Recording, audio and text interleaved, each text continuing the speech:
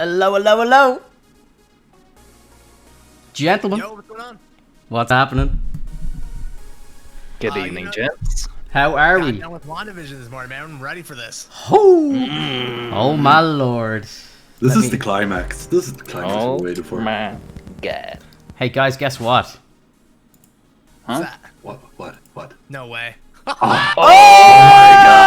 God. He's live. Oh my god, he's With the fireplace. Oh, okay. I got a Hold I got a fireplace, and the fireplace is called First Fireplace. Oh my god. And we're He's cracking so our handsome. first beer of the night. Look at this. Woo! He's so handsome. Look at all these fireplaces right here. Look at these guys. Drunky started it. Do you all I have did fireplaces now? Drunky started it. First cam, let's go, let's go. Don't get used to it. Don't get used to it.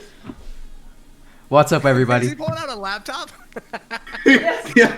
Damn, is this really happening right now? Yeah, Oh my Max, it's God. happening, dude. Oh my god! All right, give me a second. How cute Finjo is. Who knew? Who knew? Guys, I haven't had my hair cut since the 17th of September or December. My country's been entirely locked down. I've got a big stupid beard. The shit's happening. I don't usually look this scruffy. I'm usually much more clean shaven. Let's say. You look rugged. I am.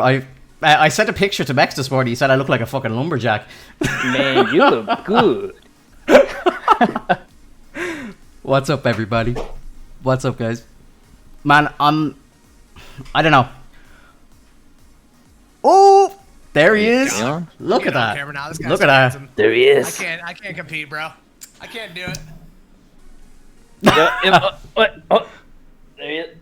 Ah, come on. And there Max. shows your fireplace. Yeah. This, I'm What's- sorting it. I'm sorting it right now. What's the heck? Your face is showing? Drunky, come back. Alright, I'm back. I Okay, just had to Cheers. go.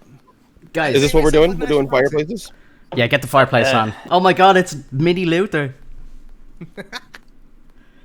You know, you don't have to do that, Drinky. You know? You're cute. Anyway. Oh, thank you. Oh, brilliant. Look at that fireplace, Anders. That's amazing, dude. Actually, That is amazing right there. Yeah. That's...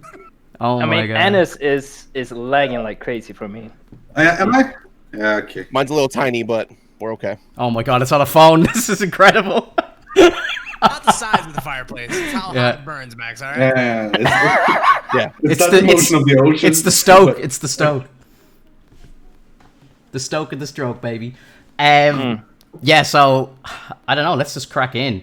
I actually I took a couple of notes, so of stuff I kind of want to talk about because I don't want to kind of. I don't know. What I want to do first, right, is I just want to hear your guys' opinion because I don't know. I first of all, I'm going to say before I say anything negative about the episode and the series as a whole, I want to say it was brilliant. I really enjoyed it. Let's just talk about the finale. What did you? Who wants to start? Tell us what you liked about it. I know Max said he I'll go really first. really enjoyed it. Loved it. Alright, You watched it twice, Max, right? Yes, I watched it last night and then once again this morning. Okay. I would say the Clint finale, Master Flex. I'm giving What's this up, one, brother? like, a solid C. Like, it turned its homework in. It like did everything it was supposed to do. You know, it filled out the form completely. But like overall, like I wasn't that thrilled with it, to be honest with you. Like I was like, Blakey, you know, it's what's up, my passing grade. brother? But Guys, thank you so much for a lot being of here. the plot Mizuki, points what's up, what's just up? kind of didn't land. I thought a lot of the characters. If anybody were has kinda not dumb seen at this the show, end. please It was mute good. the Like, stream. it kind of, We're you gonna know, it be did some going things deep. well, but it did a lot of things very just kind of subpar, not really up to the Marvel standard that I would think personally. I have to agree. I I agree as well. I feel like it was a bit underwhelming. Like it was such a big build-up, and the climax was. I mean, it was an orgasm, but it was a bad one. You know, the one you just, Limey! like, forget about. Afterwards. What's up, Levy? How are you? Fair enough. Yo, Jord, what's up, dude? Hope you're well. I think they're specifically not giving everyone what they want for a reason because I think the more crazier shit that's gonna open up everything as far as the new universe is all gonna go down in Doctor Strange. Definitely. So Max, Sure. what did you find amazing about it? Because me and Max were texting each other earlier today, and Max used the word amazing, and tell me what you thought was amazing about it. And again, I'm not shitting on the show at all. I thought it was fantastic. I feel like you're shitting on the show. I'll tell you why I'm not like. I'm telling you why it's not like Endgame or anything like that. Like usually when I come out of seeing anything that's like MCU, I think to myself straight away. I think this is my new favorite thing. Like you watch the latest Spider-Man movie, you're like, that's the best thing they've ever made. Then you watch Infinity War, they're never gonna top it. Endgame, never gonna top that. You know what I mean? It's always kind of up and up and up. And I think they built this up so much, and part of it is obviously the fault of the fans. We went insane with theories and everything, but I think they fed us all that information. Like someone like Kevin Feige and fucking Marvel and all these people, they like, someone described it as and it was the funniest thing I've ever heard. It was like, I've never been so blue-balled by Marvel before in my entire life.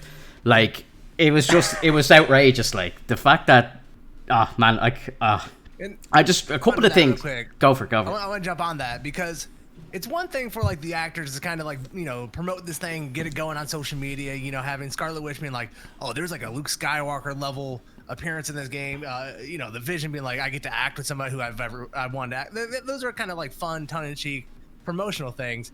When they put like the Quicksilver from the X-Men universe inside of this show, is the show like trying to broadcast to us, trying to signal to us that there are bigger things going on in this universe? And that's Clint, like one Master of the hardest Flex. things. It's like, yo, BB, what's up? How are you? That wasn't us hyping it up. That was them doing something cheeky. That was kind of just kind of leading us. Limey, mute like, the stream. Mute the stream. Coming. And there still could be. I have some thoughts. Smurtle, how are you? But just them putting like Quicksilver in, I think is the biggest the shot in the gut that they did this show. And one of the biggest reasons I think I was let down is because it made it feel like they were going to land something bigger in the side of the show, and they just didn't. Yeah, 100%.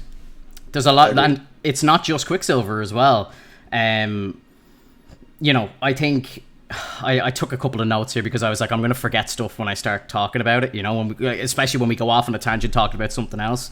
The Evan Peters thing, pretty much confirmed that he's just a guy in witness protection. It's not Pedro. What a boner. Maximo. Yeah, like what? Like even naming him Ralph Boner is just Kevin Feige giving us the biggest kick in the dick possible. Like, it was outrageous. Like, why hire the actor? Like, and then I think like, okay, do they hit us with a mislead and then turn around and say, okay, actually, yeah, it is him in Doctor Strange or something like that? And then you're kind of like, well, what the fuck is going on? The whole aerospace hint, everybody thought it was going to be Reed Richards or something, Oh, that's terrible. That was awful. Like, and again, this is them just absolutely trolling us. Like, I just thought it was such an anticlimactic thing that just didn't shape up to be anything. It's like, oh, here's this random woman and nobody knows who she is, and I don't even think we got her name. It was just like, oh, here's that thing that you wanted us to build for you. Go drive into a wall. Like, it was just I don't know. It was just crazy. Like, as well, Scratchy the Rabbit. Like, the whole rabbit thing. What happened? Nothing. People were speculating that it might have been Doctor Strange or something like that, or that could have been Mephisto. They didn't even mention the rabbit in the finale. It was just nothing happened. Like, so I don't know. Some people are speculating maybe, did they cut scenes? Was there bits cut? Was it a bit rushed? Did COVID mess with things? The original script? Who knows? These were some of the things that I just kind of thought, like, oh my god, like what's going on? When Jimmy Woo's on the phone, hey Cliff, whoever the fuck Cliff is, hey Cliff, can you get here in the next hour? And it's like, shit, who's this gonna be? I don't know if you guys were aware, but there was like crazy leaks that came out that Nightcrawler was going to appear. That Doctor Strange was going to show up, and this was going to be the X-Man that was going to be here. This was the crazy cameo that Elizabeth Olsen was talking about. Apparently, what was going to happen was the Hex was going to be up, and what was going to happen was Strange was going to appear. He was going to bring Nightcrawler with him because he's a mutant. He could hop in and like jump in and out of the Hex and start rescuing people and bringing them out, and maybe that's what might kick off the mutant gene. None of that happened. I don't know. It was just the thing with obviously I kind of find the Paul Bettany thing kind of funny. He's like, oh, I've always wanted to work with this actor and blah blah blah. Turned out to be himself. I'm like, okay, I'll give you kudos for that. That was funny, but I really don't like what Elizabeth Olsen did with the whole Luke Skywalker thing. Like, why make that comment? Like, that was a straight out lie. And I think that's going to sit very sour with a lot of people. As I say, I didn't hate the episode. I thought it was great. The season as a whole was really good. It was Marvel content, you know. But I just think that it left a lot of things unanswered, and I don't know. I think it could have been better. For me, I'm like easily persuaded with like action and superhero movies.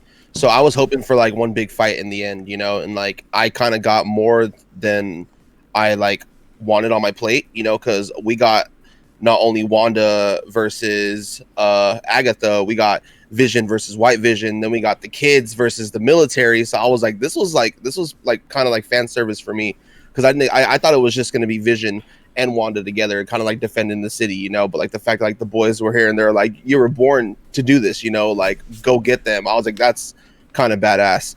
And then like the fact that like when Wanda finally tapped into her actual powers, like to hear Agatha saying like, you have no idea what you just did, you know, like you're gonna need me, like you unleashed something like really bad. And then I'm just like, oh, like could that be Mephisto? Like finally, like is that what happened? And at the end with the after credit scene, she's flipping through the pages of the book, you know, and like she's starting to like she's thinking about like I'm thinking she's thinking of ways to bringing the kids back. Yeah. And I feel like that could be the tie-in with the hex being opened up again, and it might be something a lot worse since she's more powerful than she was before. And I think that could be what kind of brings in the mutants to this whole ordeal, especially seeing what happened to Monica. So I don't know. That's just yeah. Did you hear that during that scene with the book in the end, the Doctor Strange music was played? Yeah. But I think again, I think that's they're trying to connect the like. Another thing that I don't understand and very unanswered was when Kevin Feige announced everything. You know, he directly said that WandaVision was going to lead into Spider-Man 3, which was going to lead into Doctor Strange 2. Mm-hmm. Where's the connection? Like, I know the Darkhold is there. Are we to like put two and two together and you know, are we to think that the Darkhold was potentially held in Strange's collection and someone robbed it, or like, you know, I don't understand where the connection is. What I was hoping for, and I think what everybody was hoping for, is when that hex came down, we were going to get some sort of inkling that was a break in the universe, and you know, maybe mutants came in, or Reed Richards shows up or something like that. Like, hey, I'm the aerospace engineer that everybody was looking for. Like, you know, or this Cliff person. I thought Cliff might be a mutant or something like that. Like, again, who was Jimmy on the phone to? No one showed up, or did they? Did I miss something? Did I miss FBI guy? FBI guy. Just a random FBI guy. Like, okay. Yep. Like, why plug that and make it out like a big deal? Like, you know, can you show up in the next 45 minutes? I'm like, is this Nightcrawler's? Like, I forgot Nightcrawler's human name for a minute when I was watching it. Or like his, you know, human name, and I was like, oh my god, is that his name? I was like, is that what he goes by? Is this guy going to show up now? And I was actually really excited, and then nothing happened. I'm like, oh my god, this is just crazy. What company was Quantico that he like? Is that like Lang's company? Like, I don't know. Like when he mentioned the name, FBI. the FBI, is that who they're called? That's like their training headquarters. And Yeah, like one of their main, Quantico, isn't it? That's where they're okay. Yeah, like Okay, the HQ like is. I heard Quantico, and like the first thing that came to mind was the title for the new Ant-Man movie. What was like Quantumania or something like that? Yeah. So that's why I was like, maybe, but like since I know like Wu was tied to Ant-Man, I thought that was having some sort of tie with maybe like Lang showing up, you know. But the way I took the end credit scene, what we're talking about, where she's like reading the books like Doctor Strange, and then she like she hears the voices of the kids. Yeah. The way I took that and why it would tie into like Spider-Man and the multiverse of the Doctor Strange is that there are actually multi-universes, and maybe at that moment she is able to figure it out. She figured out how to access those other ones, and inside of one of those different universes, she actually hears her kids. So in another reality, she does actually have those kids. Those are hers, and so when she pulls them, you know, when they come into kind of the MC universe that we're in, those are the exact two kids, because in another universe, Blakey, that's a fantastic shout with the fireplace. And that's where Let's make it happen. like Let's make it happen. Silver could kind of be kind of a draw where he actually does exist in another universe as Quicksilver, and that's why in this one he kind of looks like him, and they used him as Pietro, right? So I think that's the way they're building that, is with the end credit scene, because they've never really built other like different movies up inside of the MCU, inside of the direct movie, it's always been kind of the end credit scenes where here's a big nod to what's coming next. So in the end credit scene, I think that's what they're talking about, is like there are multiple universes and Wanda hurt her kids in a different universe. Do you think so? You think you know, when Wanda had the vision from the stone, was that her at the end of the season, or is that a different version of her? Because it looked like, you know, that final pose when she first like morphed up the whole suit. I thought that's like kind of her viewing the future rather than it being a different version of her. That's the way I took that. Might be wrong. Also, the whole Agnes thing, like, is this Ralph person who looks like Pietro? How does he have super speed? Did Agatha give that speed to him? You know, I think that necklace. The necklace came off though, and he still had speed though, right? Didn't he? No. Like the okay. moment, I like don't think so. it looked like the moment she took the necklace off, he snapped out of whatever spell he was under. So he's not even Pietro. He's a guy named Ralph, and he looks exactly like Pietro. That was the biggest letdown for me of the episode. Was like I was hoping that was going to be like the X-Men Quicksilver, you know, and like that's what let me down for sure. It still could be. Like I'm hoping so, because they gave us no context after that. You know, like the name Ralph Boner kind of sounds like a fake name that Pietro could have made to kind of like cover himself up. You know, I heard. We don't know why he's in witness protection. Like it could be something linked to that if that's the case. Fingers crossed. I definitely heard that. It's like, you know, that would be the classic. That'd be something that Pietro from the Fox universe would do. He would create a name like Boner, like, you know, he has that type of comedy. Yeah. So again, I'm hopeful, but it just doesn't add up. You know, we're led to now believe that, you know, there was a piece of magic holding him there, and this is just some crazy coincidence that the Pedro of Earth 616 is just some random dude named Ralph, who is Agatha's husband. Wasn't that the story the whole time? Why is Agatha married to some 25-year-old young lad named Ralph? I don't understand. Like, I mean, don't kink shame, Finto. Don't kink shame. I just don't get it. He's just a regular person. Were they really though? Well, it wasn't that the whole. I don't know. That was the whole story. I don't know. Yeah. Again, it's. That was her story, though. That was her story. Yeah, that was her story. Yeah, I don't know. I loved that Wanda and Agatha were kind of like clapping back at each other with their powers, you know, with like the mind fucks. Yeah. Like I thought that was really cool, like the segment of their battle. I was like, I'm loving this, you know, like how she was tapping into like Agatha's memories, and like Agatha was like, nope, I'm gonna flip it on you now, and I was like, oh, this is amazing. The effects this episode. Yeah, Jordan, I agree with you, Jordan, but I just think it's so anticlimactic. Like, it's just kind of. It's there, but it didn't. There was no meaning to it, you know. Yeah.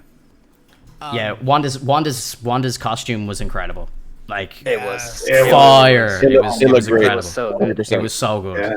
So good. I loved the fight between the two visions as well. I loved when they kind of had that moment where your man's like, where, you know, the white vision's like, elaborate what you mean, and the two of them just start like, you know, it was like a piece of broken code cracked them, like, you know, it was. I thought that was beautifully done. And then, you know, the poetry. Yeah, the poetry was just fantastic. And then it's like, you know, neither of us are actually the Vision. And then it's like, you know, well, you are, and he got to transfer the memories. He shoots off, and it's like, where's he gone?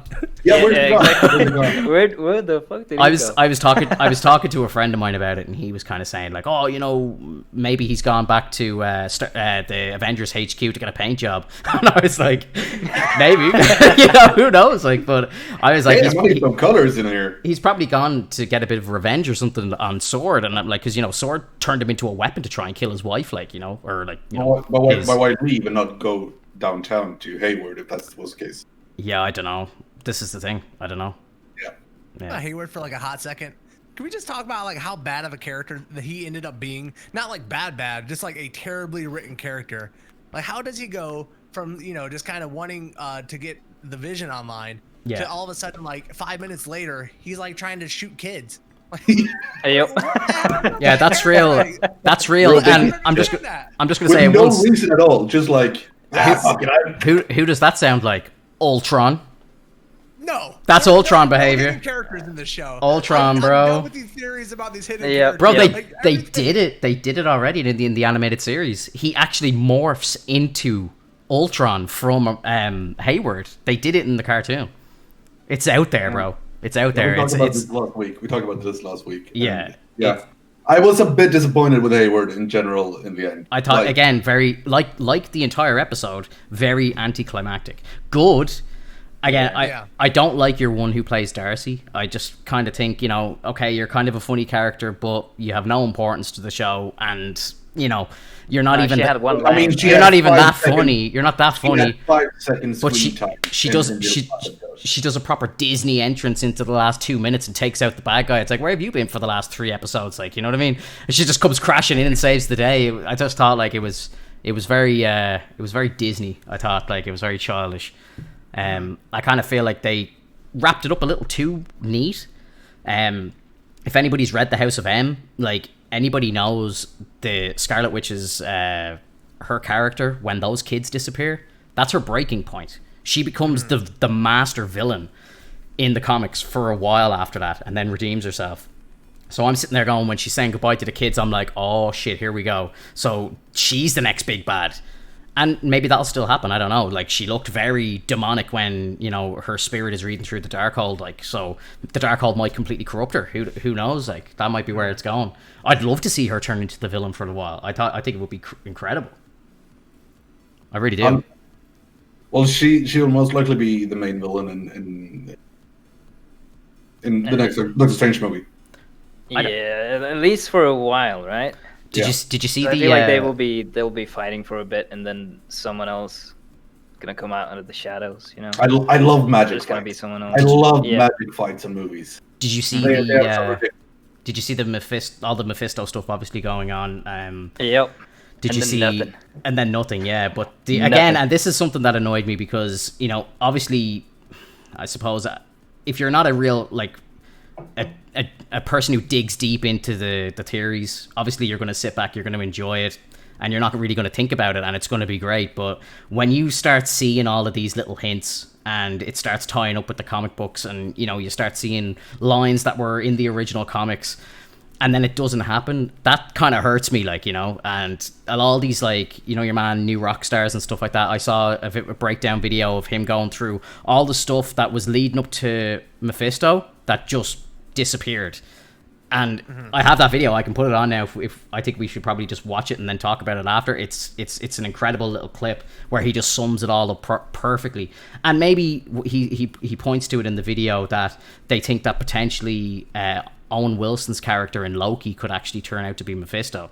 And I just think, ooh, that's good. I like that, and there's a kind of demonic symbol that looks like Mephisto on one of the back windows in one of the clips from the Loki trailer, and it's like a very clear demonic symbol. It's definitely Mephisto, and it's just him standing beside it. So I think maybe the story's not over, but just they definitely Marvel now don't do anything. They don't do anything by mistake, 100%. So I just think the fact that they gave us all these little teasers, all these little niblets of what's actually out there and what's being referenced off the comics, and then they just didn't do anything. I think that was for me the biggest upset of the thing. The actual episode itself, I thought it paced very well. I remember pausing it at one point, and it was only halfway through, and I was like, "Oh shit!" I thought it was going to be over in 2 minutes. I thought, there was a lot went on in 45 minutes or whatever it was. But I just think it left a lot unanswered, and I don't get the feeling it didn't really feel like it was too much of a cliffhanger. It feels like we're going to go into Spider-Man with no link. There's no link to the multiverse. And I just think, how's the, I don't know, again, I don't know how the multiverse is going to open unless Doctor Strange is in Spider-Man, and then it breaks when they're in that movie, and that's how we get, the Spider-Verse. I don't know. Wanda breaks it open because she hears her kids and she goes looking for them. She could bust it wide open. So where do you think we're going to see that? Do you think that's going to happen in Spider-Man 3? Most likely, yeah. It could happen in Spider-Man 3. What else we got coming out before the Spider-Man? Falcon and Winter Soldier and Loki. That's it. So unless it happens in Loki, What Ifs and Black Widow. No. Well, What If is not really linked to the timeline. I suppose it's all the What Ifs, right? Then we got Miss Marvel too. Before Spider-Man? We're not getting what? Sorry. Are we not getting Eternal before Spider-Man? Maybe, yeah, because Spider-Man is end December. Eternal is the autumn, right? So, there's a lot of possibilities. Yeah. And maybe they, I don't know, like when the timeline for the when Spider-Man 3 takes place, when is that going to take place in terms of against the Doctor Strange? Is like Doctor Strange, is that movie going to be set before Spider-Man? After, I believe. Well, after Doctor Strange is going to be released after Spider-Man. Mm-hmm. Now, whether they are going to be messing around with the timelines and Spider-Man, like they did with Far From Home was released like nearly 2 years ago, and it takes place after WandaVision. So I don't know if COVID's completely messed up the timeline. Like, obviously we were meant to get the Black Widow movie last year, and WandaVision has now happened, and the movie's still not out. So that was meant to. But I think an opportunity to like set something before Spider-Man. Like, even though Doctor Strange gets released after it, the timeline of where it's set inside the MCU is before it. Yeah. But I think given the 5-year jump in Endgame, I think they feel like we have a 5-year gap that we can do whatever we want with. Yeah. Well, so I think not until 2023 we will be caught up and be like in sync with reality. Like, I feel like they can jump wherever they want. Yeah. Sorry, give me 1 sec. I just got raided there, and I've got this alert going off in my ear right now. I can't hear anything. Just Jesse Carr. Jesse Carr with the raid.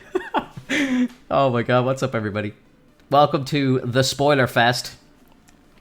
Vroom vroom. Look at that quick shout out, Max. Look at that quick shout out. Yeah, that was incredibly talented there, Max. Well done. In the middle of conversation, Max just comes in, boom, shout out. I'm a ninja. Yeah. He's been Bronx for me the other day. Okay. Oh, that was so funny, dude. That was amazing. I was mid-game. What do you mean? Yeah, I was in the game too. That was the thing. Max is in a mid-podcast. I kind of want to put up this thing I was watching today, and I think we should all watch it together and then talk about it after, because I just think it was a really good shout. Your man Eric Voss is just incredible for new Rockstars. I've never witnessed someone nerd out so much on. I thought I was bad. Oh my god, this guy just, it's incredible. Yeah, so, like, he goes into it. That, like, joined from Jesse's car. Spoilers, oh. Yeah. Well, the very first word of my title is spoilers in all capital letters with 3 exclamation marks. So if you didn't know, now you know. Give me 1 second here. Hang on. Let me see. I have to bring this up. I think we should watch this. I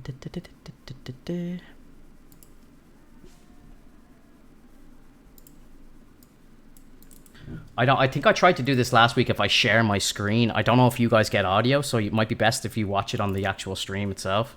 Yeah. It might just be easier. Maybe we'll just mute mics, and then I know there's going to be probably like a 4 or 5 second delay, so I won't say anything, and we can just talk after.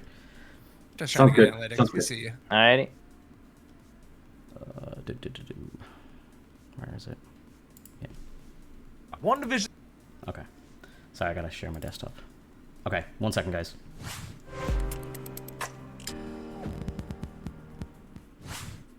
Director Matt Shackman, in an interview with comicbook.com this week, signaled to fans that they should brace themselves for finale reveals that might not live up to their theories. I hope people find it both surprising but inevitable. You know, the idea, I hate stories that pivot, 180 at the last minute, and you're like, what have I been watching this whole time? Agatha Christie novels where the murderer is someone you just met, pops in, you're like, come on, why did I read this whole thing? But you could totally argue that, like a great Agatha Christie mystery, clues were laid out consistently throughout the episodes pointing to Mephisto, and that rather than someone you just met, he did feel like a presence that was with us from the beginning, all along, the whole time. The Mephisto train really left the station back in August 2019, a month after Kevin Feige introduced WandaVision at Comic-Con, and now Kathryn Hahn was announced at D23 to be playing a, quote, nosy neighbor. And immediately fans began to speculate that that could mean the witch Agatha Harkness, arguably the most important female relationship Wanda Maximoff has in the comics. And Agatha being part of WandaVision meant a very strong possibility that Marvel's Devil Mephisto might show up as well. One of the most famous Wanda and Vision WandaVision storylines was the West Coast Avengers run in the late 80s, in which Wanda's children, Billy and Tommy, are revealed to be pieces of Mephisto's soul, in a plot in which Agatha brainwashes this memory from Wanda's mind. And this wasn't just some obscure comic book issue that no one ever read. It's a critical turning point in Wanda's journey. It's so crucial that Elizabeth Olsen even cited this in a Scarlet Witch historical summary right as Civil War came out back in May 2016. Scarlet Witch had her very own Marvel Immaculate Conception. She used magic to make herself pregnant and gave birth to twin boys. The Vision had his memory wiped. He and Scarlet got a divorce, and the twins turned out to be shards of the demon Mephisto. Almost 5 years ago, folks, Wanda Maximoff herself pretty much described the plot of WandaVision. And add that to the fact that Mephisto's name showed up as an Easter egg in the first Avengers film in 2012, and the way Thanos' minion, Ebony Maw, directly quoted Mephisto from the Infinity Gauntlet comics. My humble personage bows before your grandeur. And it is clear that Marvel Studios at least has had Mephisto on the brain for several years. But then that Mephisto train hit that first speed boost in February 2020 when WandaVision's first promo footage revealed this series would indeed introduce her sons, Billy and Tommy. And then another speed boost in October 2020 when Catherine Hahn's character was named Agnes in a trailer, a name we correctly ID'd as a cross-eyed amalgamation of Agatha Harkness. And so in January, when WandaVision premiered, many of us were primed to be on a very sharp lookout for Mephisto, or really anything that moves so that we could point to it and scream, Mephisto! And right out of the gate, in episode 1, Agnes mentioned her off-screen husband, Ralph. The only way Ralph would remember our anniversary is if there was a beer named June 2nd. June 2nd was the date the Salem witch trials began in 1692, and then boom, look at this, episode 8 confirmed Agatha as a Salem witch, getting roasted by her own coven 1 year later in 1693. Agnes also says, "The devil's in the details, Bev." That's not the only place he is. yeah, what does that mean? Like, if Agnes was referring to Dottie or her booze, nothing came out of those, which left this as a pretty solid Mephisto clue. And then midway through the season, Paul Bettany was asked about Mephisto and played super coy about it in the interview. I can't speak to it right now because I'm worried about getting fired. And then in episode 6, Pietro says, Unleash hell, demons, fight! Haha, after Devil in the Details, this was our biggest clue yet, that the boys Billy and Tommy could actually be pieces spawned from the demon Mephisto. And then episode 7 steered hard into witchcraft by revealing it was Agatha all along, with her rabbit incapable of being scanned by telepath Billy. Agatha revealed she hijacked Westview using dark magic from that evil spell book, the Demonic Darkhold, from a dungeon covered in satanic imagery, including a horned ram's head on the wall. Episode 8 opens with a full-on Salem witch trial. Now, historically, the witches of Salem were persecuted for suspected romantic affiliations with the devil. Witches consider themselves to be lovers and wives of Satan. These witches also cast spells in the language of Latin,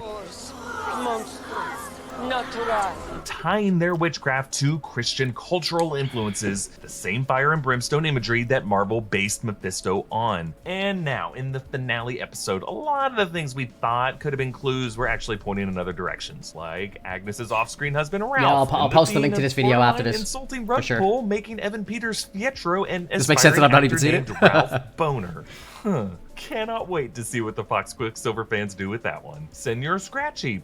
Nowhere to be found, but still those boys. The boys! Perhaps still demon spawn because of their cries from the Darkhold. Something with a fiery orange glow emanating off of it. Also, earlier in the episode, Wanda said, "Thanks for choosing me to be your mom." Now, yes, I got way too trigger happy thinking Mephisto could appear in WandaVision. Obviously, this is not a show about Mephisto. It was a show about Wanda and Skrulls. But darker forces remain out there. The table is set, and I am still leaving a chair open for the devil. He's so intense, that's why. Loki he's never been deeper in the theory. No regrets. Hey, if you haven't already, this is our An Unusual Couple shirt. It's about to sell out, so this is your last chance to get one of these. Okay. It's official for the rest of the podcast. As you're talking, you got to keep leaning into the camera. Okay, mine's up really high. Like, I can't do that. Okay, I'm ready to give my theories. Yeah, like, what do you like? You know, I think he talks a lot of sense.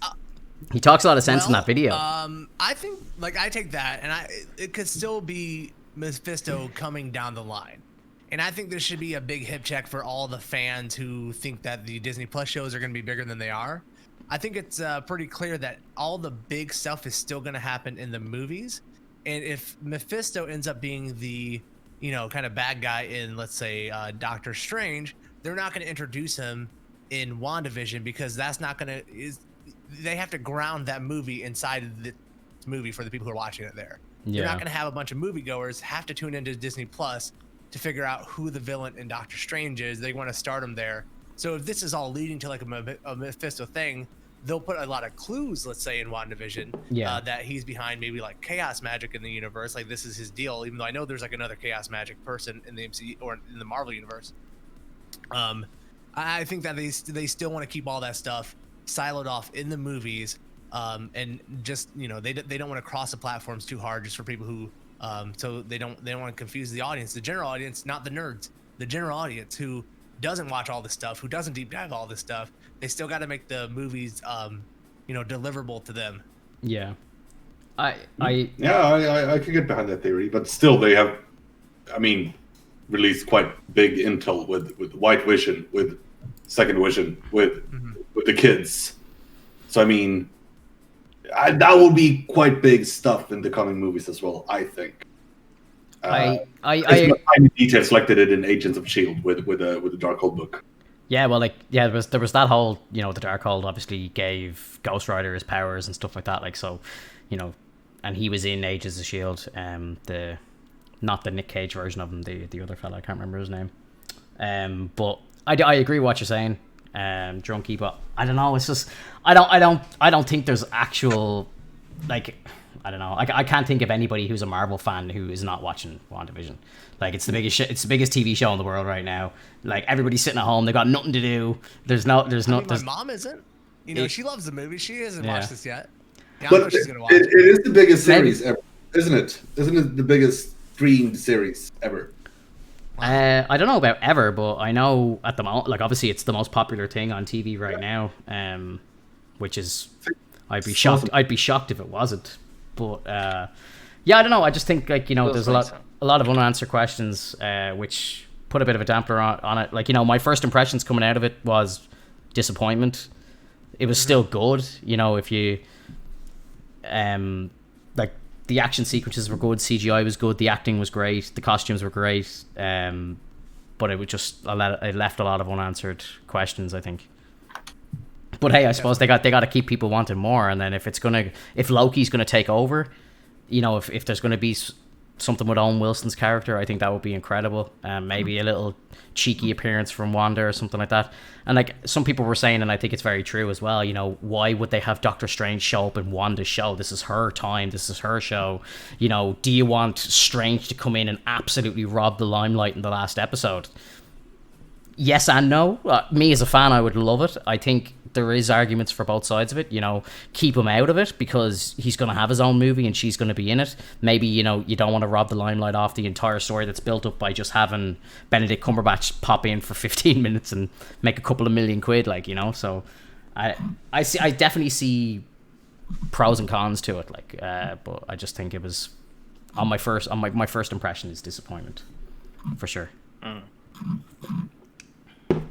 But the series should definitely be in a post-credit scene. If he was going to be in the show, in the post-credit scenes where he shows up. Yeah, I think that the post-credit scenes, which are always really cool, like the post-credit scene where we took Photon and Monica into the theater. I don't know why they did that and then didn't deliver Nick Fury to us. I said this is a Nick Fury moment. I said to myself, and I know it's obviously implied that that's where she's going. She's going to meet the man upstairs. Friend of your mother's. Obviously, it's Nick Fury, who's up there in space with all the scrolls. But again, when I saw that happen, the whole hair flick thing, and she just shapeshifted, I was like, this better not be the Luke Skywalker moment that they were talking about, because I'm like, I don't know who this scroll woman is, and I don't know her name, and I don't care, But see, but what I was wondering is I thought Fury was the director of S.W.O.R.D. And we find out that in the show it's actually Hayward.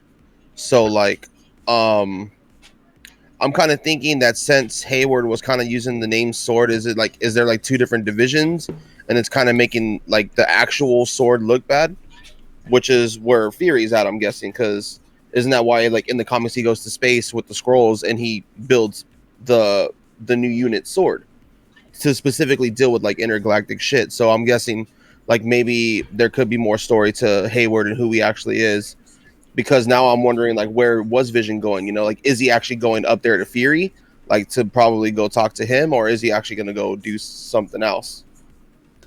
Well, I guess as you know, now that Hayward might be in the wind, there might be a job opening at Sword for Nick Fury to take over, because you know Spider-Man takes place after WandaVision, so maybe that leads us there. That is true. I forgot about that. Here's another one as well. So obviously WandaVision has happened now. Officially in WandaVision, we now know that there is actually no multiverse, like happenings or anything. Like nothing has happened to open a multiverse. There's no mention of a multiverse. So what I wonder is Spider-Man Far From Home is set like 9 days after or something. It's very close to the events of WandaVision. There's a lot of talk. I only rewatched the entire MCU there like last week, and I didn't realize, obviously, after watching WandaVision, like, you start hearing all the use of witches and stuff like that, and I'm like, oh, okay. This maybe whatever happens, whatever Wanda does, becomes public knowledge, some big event, and this is, again, another reason why I was very disappointed, was I thought there was going to be some massive crack in reality, and when I started seeing the Hex break, I was like, oh, here we go, this is it, like, Tobey Maguire's going to come walking out of the Hex, I can't wait, you know, something immense was going to happen, and nothing happened. And I'm like, how? Here's my question now: how does Jake Gyllenhaal know about the multiverse? Number one, if he doesn't and he's just made it up, fair enough. Why do the Skrulls believe him? Because isn't there the Nick Fury isn't actually Nick Fury for that entire film? He's one of the Skrulls. So Nick Fury himself is up in space. He wasn't even around Spider-Man. He doesn't know who Peter Parker is. But the Skrull is aware of the multiverse. How? I need answers. Like, this is the type of stuff that I thought we were going to get the answers for, or at least a kind of preview, and then we would start painting our own pictures, you know. And I just think that we're now going into Spider-Man, and there's all this talk about a multiverse, and everybody just believes that Mysterio is telling the truth, and they're like, oh yeah, multiverse, this and that, but there's no actual evidence to it whatsoever. There's been nothing in the MCU now to suggest it. So that's what I'm very curious about. Like, if you were to go and watch Spider-Man Far From Home now, which I suggest that you probably do, because it's what's happening next in the story, it just doesn't add up. It's very strange. Yeah, it's very strange. I never actually realized that it wasn't Nick Fury, like the real Nick Fury in the Spider-Man Far From Home. Yeah, he's a Skrull the entire time. At the very end of the movie, he does a shapeshift, and then they go up into space, and he rings Fury on some magical telephone that can ring into space somehow. But he rings Fury, and he's like, "Oh, we have a problem. It didn't go as well as you know." He's giving him the report of the movie and what happened, and then you see Fury just chilling up in space. Obviously, that's gonna. I missed detail in the movie. I've seen it twice. Well, the next time you watch it now, you're gonna be like, oh shit. Yeah, it was like an after credit scene, wasn't it? Where him and Maria were in the car. They're in the car, right? yeah, and they're both Skrulls. Yep. Mm-hmm. I remember that. Yeah. So obviously, you know, I'm not the biggest Captain Marvel fan. I've never read a comic book of Captain Marvel in my life, but from what I've heard, her movie was apparently a disappointment to all the big fans because it kind of made a couple of little hints at Secret Invasion, and I think they've said that they're going to continue the Secret Invasion story into the second movie, and I think that's where it's all going with Sword and with Nick Fury and everything. And I think maybe that, I don't know what the release date of Captain Marvel 2 is, but I think maybe we might get some answers there before Doctor Strange 2. I'm not 100% on the release date of that. I think it's before. I think the second Captain Marvel is going to do a lot better, hence being like we're getting Kamala in it as well. And also we're going to have Monica, you know, and obviously, like, now that the Hex is gone, Monica, like, she still has her powers, correct?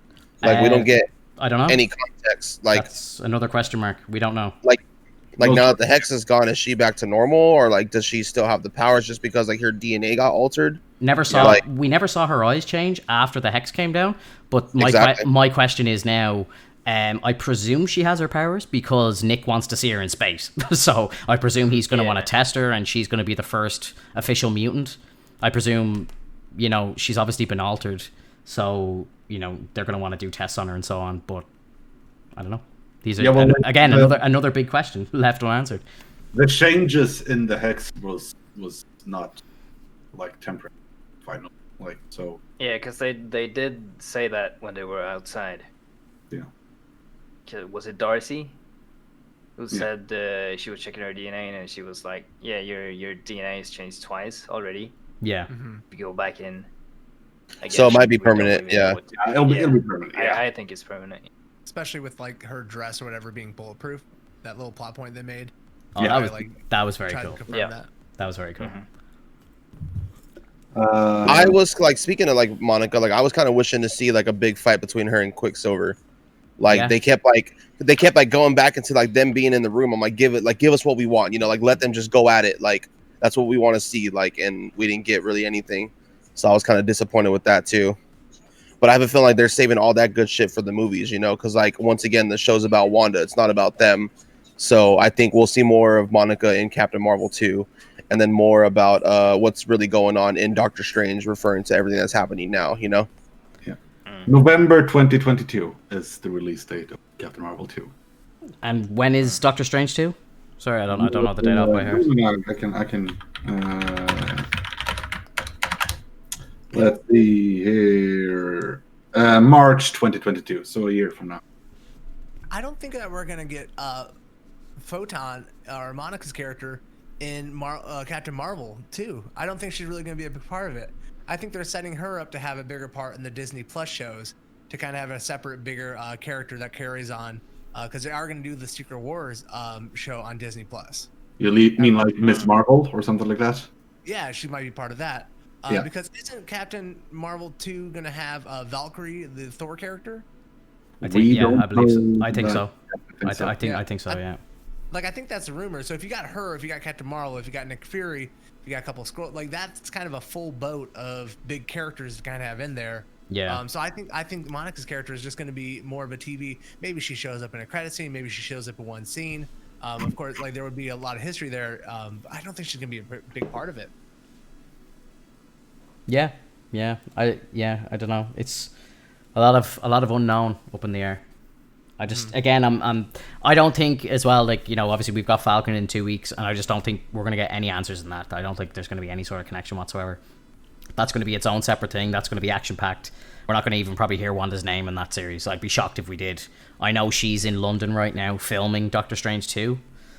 Has she filmed scenes for Spider-Man 3 already? I have no idea. Well, I think the big reveal here in was it Captain America and the Winter? Oh no, Falcon and the Winter Soldier. Is I think at the end one of them is going to be dubbed the new Captain America. Yeah. I think they're officially going to take the mantle. It's either going to be Bucky or it's going to be Falcon. It's got to be Falcon. Has to be Falcon. Because I think in the comics it's Falcon before it becomes Bucky, right? Because I think it's because Bucky does hold the mantle as Captain America, but later on in the comics, I believe. Well, like I think Marvel have time and time again displayed that they don't follow the comics to a T, when this show is perfect evidence of that. The kids were parts of Mephisto's soul, and I don't know if that's where they're going. We won't know for probably another 2 years about that. But the way I'm seeing that show going is Steve Rogers handed the shield to Sam, so Sam is Captain America. Like that's the way. Can we talk about how nerfed Falcon is compared to the comics? Yeah. Holy fuck, because he's strong in the comics. Yeah, he's strong as fuck, and he can talk with birds. Again, like I like him as a character, but I don't think he's a main character. He's always somebody who's just sat in the background, and he might do a cool flip, and he's always just kind of lived in Steve Rogers' pocket. Like, I just don't think he's. Yeah. I when I saw that whole scene in Endgame, I was just like, I don't know. I thought. I know Bucky's done a lot of bad, and he probably needs to repent for a few years for the things that he did with Tony Stark's parents and so on, but I don't think he deserves the shield straight away. But he is the closest thing to Cap, and he's his best friend. So I think he would be the true carrier of the shield going forward. But I see why they're doing the Sam thing. It makes sense, both in the movie and in real life. But do we know when it's taking place? Like the TV show in the timeline? I think it's going to be like directly after. I don't know if it'll be after Spider-Man, but it's definitely after WandaVision. I think it's going to be. I think those two shows are taking place in the timeline at the same time, if that makes sense. But The events of those two shows are together.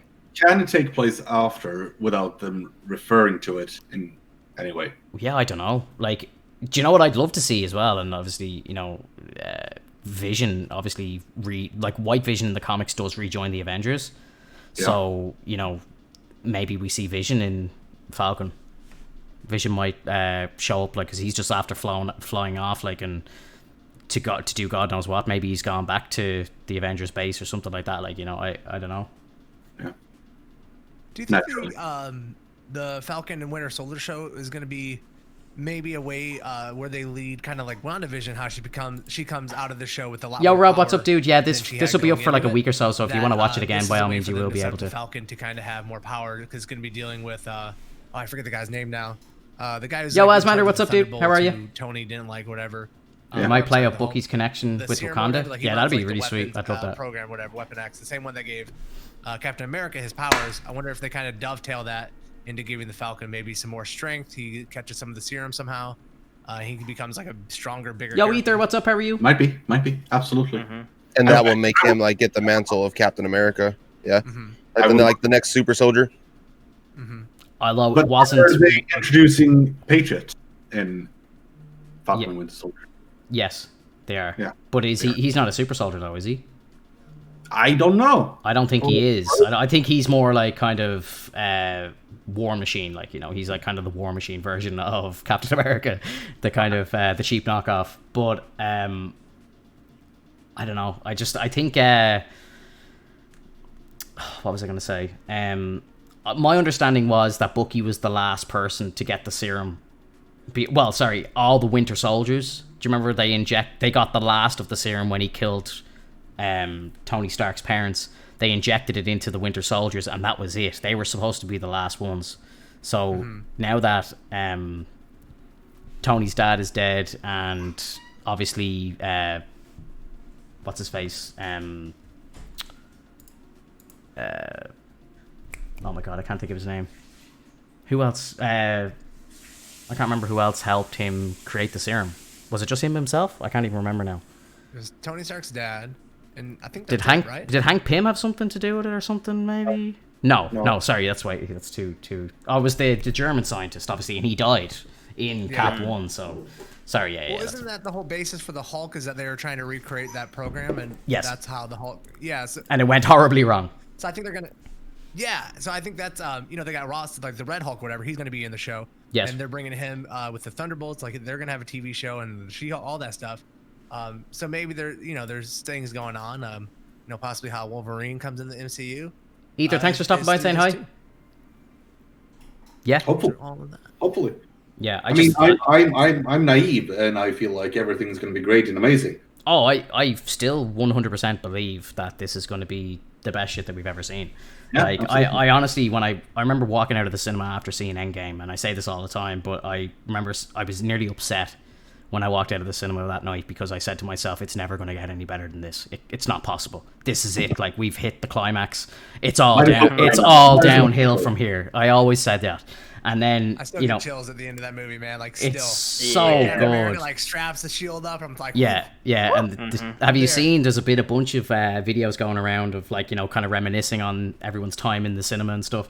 And they're showing all these like, reaction videos to when Steve picks up the hammer and stuff. And everyone just blown up in the cinema. I'll never, like, I was feeling I've ever had. The whole cinema just like I shot back in I was pinned to the back of my seat. It was like a turbo went off and I got sucked to the back of the chair. I could not believe what I was watching, it was incredible. That theater that I was in was fucking roaring, dude. It was so great. Like, it felt good to be in a theater with like so many other Marvel nerds. Like, we were all there, we were all for it. So staying quiet on the important parts, it was just it was great. And I'm hoping we get to experience that again. Yeah, I'm very like 500 of Sweden's biggest Marvel fans, who you still just get an inhale from a reaction, and that's as big as it gets. We're very lucky in Ireland because the way that the release dates work and the time zones and stuff, we actually get to see the movies before you guys in America, which is just wild to me. Like a little tiny country. So like I'm always like whenever the big movies come out, I'm standing outside the cinema at like 11:30 at night. We're waiting for the midnight second the clock strikes 12 where the movie starts, and it's just I'll never forget watching that. Like they filled up an entire cinema in the city centre with sorry, hang on. I had an alert going off, sorry. Yeah, they literally filled up an entire cinema, like I think 10 screens or something like that, with like Endgame, and they all like went off at like 12, 5 past, 10 past, and that, like it was just nuts. It was absolutely nuts. I just you do realize, Finto, that we in Sweden are 1 hour ahead of Ireland. Yeah, I know, but do you get them? 1 hour. Yeah, we get to see them. Do you get the release date? Because I know even we get them a couple of days before the United States. So we get them the date, but at midnight. Yeah, no, we get them like the day before. I don't know how it works, but we end up are like one of the first people to see it on Earth. I don't understand how. I don't understand how. Well, I always hate when the movies come out because I can't post anything online because I just feel so bad like that I'm the first one to see it, like, you know. So we're all coming to Ireland for the next big Avengers type of movie. Guys, yes, 100%. Yeah, you better clear that living room, Vince. We're all crashing. We're gonna rip up a hotel, bro. It's gonna be great. It's gonna be absolutely great. Yo, Mizuki, thank you so much excited. for the 7 months, brother. WandaVision was like you're a legend, dude. Thank you. Tease of what we're getting with the whole like Marvel TV series, you know, and like I'm excited to see like what we're gonna get from here on out with like Falcon and the Winter Soldier and Miss Marvel and She-Hulk and all that stuff. Like I feel like it's only gonna get better, and it's gonna tie into everything we want it to.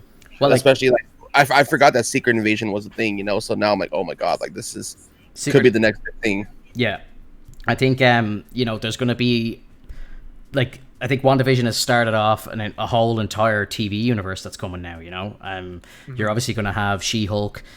That is 100% going to lead into a Daredevil TV show. Daredevil's going to have Punisher in it. You know, it's all going to expand in different branches. Excited for She-Hulk? I am. I think it's going to be good. I'm not excited for She-Hulk, man. I think it's going to be good. I like her as a character. Like, I was just reading Civil War, the comic book, and like she's got a cool part in that. Like she's part of the the Avengers in that, and I just think there's definitely room for it all to grow. And I do believe that what's going to actually happen is it's all going to, like, you know, by the time we get around to Avengers 5 or whatever it's going to be, like in 2028, where we'll all still hopefully be here talking about it. I think by then, you know, as epic as some of these comic books are, I think we're going to be seeing all that on the screen. You know, there's going to be time where we're going to have Fantastic Four, we're going to have the X-Men, we're going to have and they're going to be able to do something like Civil War the way it was actually told in the comic books. And I think that's going to just be, it's going to be Endgame times 5. 100%. Well, like the one thing that had me excited was like when we saw the kids for the first time, because I'm like, if these are the kids and these are going to be the kids, that gives us an opportunity to also possibly see Young Avengers with Speed and Wiccan, you know. So that's why I'm like, oh man, like I'm hoping like they could possibly be real and like they kind of figure out a way to unbind them from Mephisto if they kind of stick with that. But we'll see what happens. Well, I think maybe what might be the way that they're going to go is maybe Wanda starts looking through different realities with the help of Strange, because I think there's been a couple of rumors that say, you know, when Strange is going through, obviously his movie's called The Multiverse of Madness, so apparently he starts bouncing around through different worlds, and one of the worlds, apparently, I don't know if this is true or not, but one of the worlds is Old Man Logan's world, and it's going to link in with the Logan film. Which would be great, obviously, for many different reasons. But then it kind of just proves that anything is possible if they can do something like that. And what's to stop her bouncing into a different universe and grabbing a version of her kids that never died, where the hex never happened, but they were still born. And then she brings them back. She's got her kids back. And yeah, Young Avengers, off we go. I feel like we're reaching too. I feel like we're reaching too much, just like everyone was reaching a little WandaVision. I know. Like, I really believe in Spider-Man. Although I want all these people to show up, I almost feel like the other two Spider-Man are just going to show up in an end credits scene. Like, oh, this is weird. What are we doing here? And then that's it. No way home. Yeah, I feel like the big reveal that we are going to get from Spider-Man is going to be the introduction of the Sinister Six. Yeah. And we're not going to get the multiverse like we wanted to. It's going to be like Sinister Six because they're already kind of working up to that, you know. Oh well, they're grabbing the villains from the Sony universe. Like, what's that about? You know, you've got Willem Dafoe playing Norman Osborn. He died in the first Spider-Man movie. What am I saying, Superman for? Yeah, because you know what I mean. So again, is that going to be the version of Norman that we saw, or again, are we going into Earth 312 and it's some crazy version of him that never died to Spider-Man that way? Obviously, we've got Electro. You've got Alfred Molina's coming back. Like, these are all this is all confirmed. They can keep Rhino though. I don't want Rhino. I want a new one. Rhino was bad. I love Paul Giamatti, but nah, give us another Rhino. Yeah. Man, I don't know. Just Yo, Sunshine, what's up? How are you? I'm trying to pick up on something you were saying earlier about WandaVision, and you're excited for like the whole TV show. I really think WandaVision has made me more let down for the entirety of Disney Plus going forward than I started going into the show. Because I think when we are looking at WandaVision, right, there's not a whole lot there. There's like, you know, every episode was like 20 minutes. It was a, 9-week long adventure we went on. Sunshine, I'm good, dude. How are you? Should have been probably 3 episodes. This is a 3-episode series when you start to distill it down to the things that really matter. And I think that's what MCU does really well, is that they leave out a lot of stuff that just doesn't matter. Mm-hmm. And so I'm looking at WandaVision, and like if they would have just made these hour-long episodes, made it a 3-week miniseries event, it's a way better show. And so I apply that to going forward, and I just think I really do believe the Marvel TV shows are just, I think they're going to be weak, man. I don't have high hopes for Winter Soldier and Falcon. I think it's going to be 2 really good episodes, and then they're going to stretch it out for another 9 or 7 episodes after that. I hope you're wrong. like that makes sense. Like I was telling Finto earlier, I saw a tweet on Twitter that's saying that like the big time like Marvel fans are the ones that are kind of ruining the shows for themselves because they're throwing out these like over the top theories and stuff that could probably be true, but most likely it's not going to be true. And then in the end, they're like, man, this show is horrible. In reality, it's a good show for what it is, not for what your mind is making it out to be, you know? Yeah. So it could be true, like what you said, Drunky. Like it could be us hyping up the shows too much, and in the end, we're just gonna let ourselves down. But so it's not like. Go ahead. Agreeing with Finto, I'm kind of hoping that it doesn't, and they give us some of the shit we want to see, but they kind of keep all that for the movies. I think the fans, like, they're not making this stuff up, though, you know. The content is there, you know. The hints are there. It's all, like, actually put in there on purpose. And I think it's cruel. Like, it's there to throw people off. You know, every single thing that happens in Marvel, you know, it's there for the people to get at it with a fine-tooth comb, like, and start digging at it. And I think, you know, the whole Evan Peters thing was just such a kick in the fucking dick. It was just crazy, like, and it's just, you know, I'm all for keeping the TV shows separate, you know, letting them be like their own little miniseries thing, and, you know, even not connecting to the films. Like, I'm watching Daredevil at the moment, and I love the fact that the only mentions that you ever heard of New York was, like, you know, there's a quick mention of Thor's hammer, and when I was watching, I was like, oh yeah, you know, they're talking about the incident in New York, and I just thought the fact that it was separate, it was great. I thought it was fantastic, and even watching it today, it's just still so great. I don't even think they need to link it, but the fact that they're feeding us all this information that they're then turning around and saying, oh, well, you know, you're digging into it too much and you're ruining it for yourself. No, we're not. Like, the information's there. We've read the comic books. We know what you're referring to. You know. Well, how did you get to Spider-Man being in WandaVision, though? Because you said that, and I was no way Spider-Man can get into this show. Sorry, again, Kevin Feige turned around and said the events of WandaVision will lead directly into Spider-Man 3. So Spider-Man 3 is clearly going to be about the Spider-Verse opening, No Way Home, you know? So my hope, and again, that was definitely clutching, you know, hoping that maybe Toby might show up or something, but I wasn't convinced that Toby was going to show up. But, you know, it made a lot more sense that potentially, you know, Magneto might show up. You know, that was definitely, you know, bringing Pietro in, you know, and then obviously the fact that he remembers her as a sister when he didn't have a sister in the Fox universe. You know what I mean? So they're kind of throwing it out there that he knows her and they're connected, which would make Magneto her father as well. And I think they're kind of trying to maybe try and hint that her parents that died in the explosion weren't actually her parents. They might have been adoptive, and maybe Magneto was her father and gave her up for adoption or something like that, and she's too young to remember. But none of it ever came to be, and it's all just kind of thrown out there. They're just tickling our balls, just kind of to make, oh yeah, it's all out there, it's all possible. But it's How does Agatha know anything about Pietro, by the way? How does Agatha know anything about Pietro? That's a really good question. I think Agatha was one of the only like witches to have the abilities to like tap into other universes, I think. Yo, Cookie, what's up, dude? That could be the reason why she got the ability to be able to know who Pietro was, especially like maybe from that universe. But I don't know. Like, I'm hoping that, like I said, like this whole Ralph Boner thing is a cover up, and that actually is Quicksilver. Because we got no context after that. It was like, oh, nice to meet you, Ralph, and then boom, it's gone. Like, what happened to him? Where did he go? Not even like them like locking him up, putting him in the cell. It's like, we got all the boys here. Where we did got he them go? all. Like Monica's right there, but like, where's Pietro or Ralph? Yeah, So, we'll see. we got Bronxy top left. That this could be like an introduction to the multiverse. Then myself but top I'm not right. gonna get my hopes up anymore. And then Mex down Seeing the bottom that with left, and then how big of a Anders letdown beside. that last like little reveal was at the end. I'm gonna believe any theory that I like.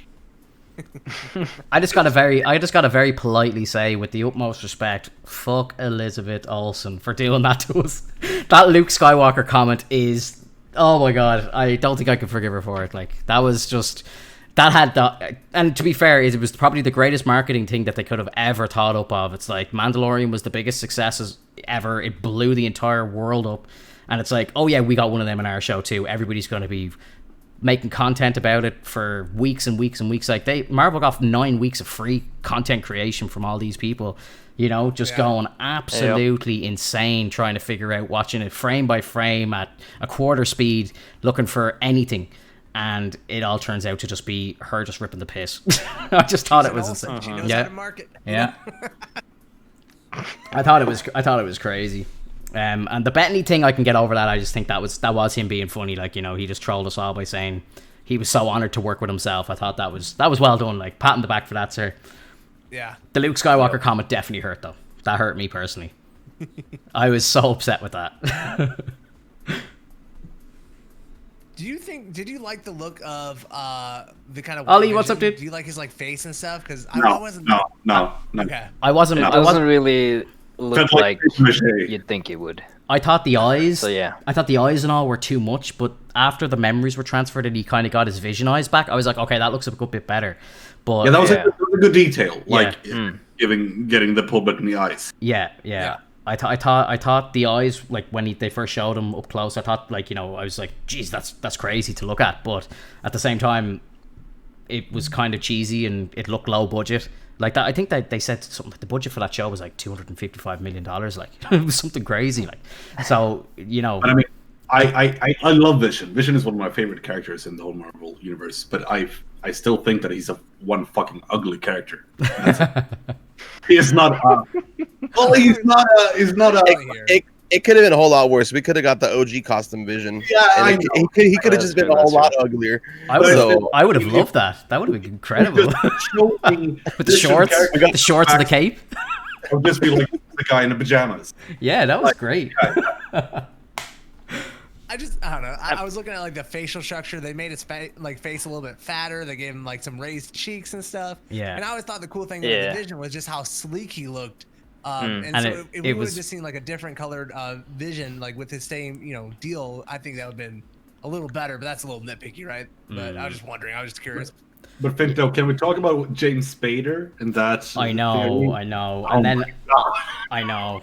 Like, again, Google put up a thing where if you Googled WandaVision cast during the week there, James Spader came up as the voice of Ultron. So then again, everybody starts going crazy. The second White Vision speaks, it's going to be James Spader's voice. It's going to be Ultron. It's going to be Ultron versus Vision. And I'm like thinking, yeah, that is the move. Like, that is amazing. Like, that would have been incredible.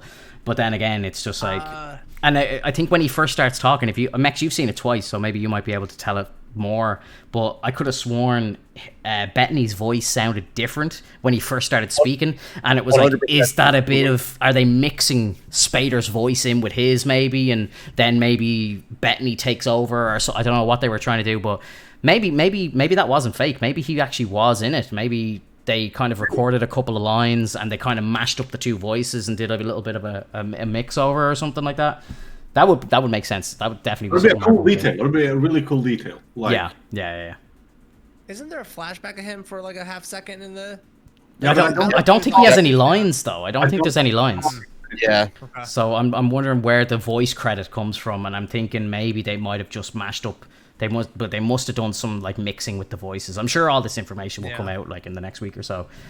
Naturally. There is an episode airing. Yo, Circa, showing what's like up, the dude? making of it and all that stuff too of WandaVision. Yeah. So you never know. We might get some of these little questions answered there. Did you watch just to slightly change the subject?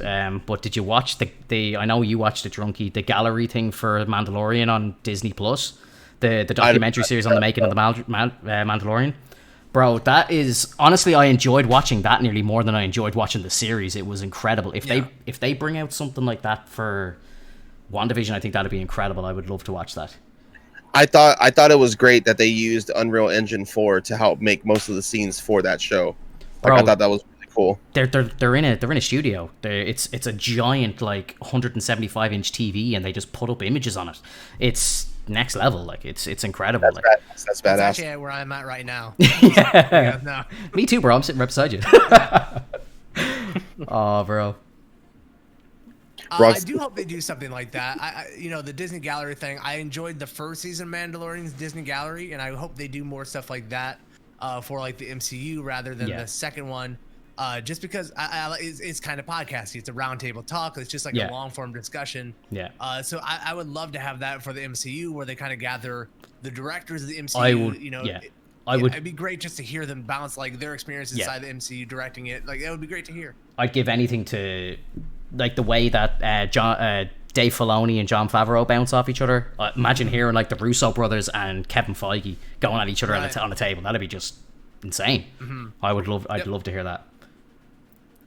A friend of mine in chat.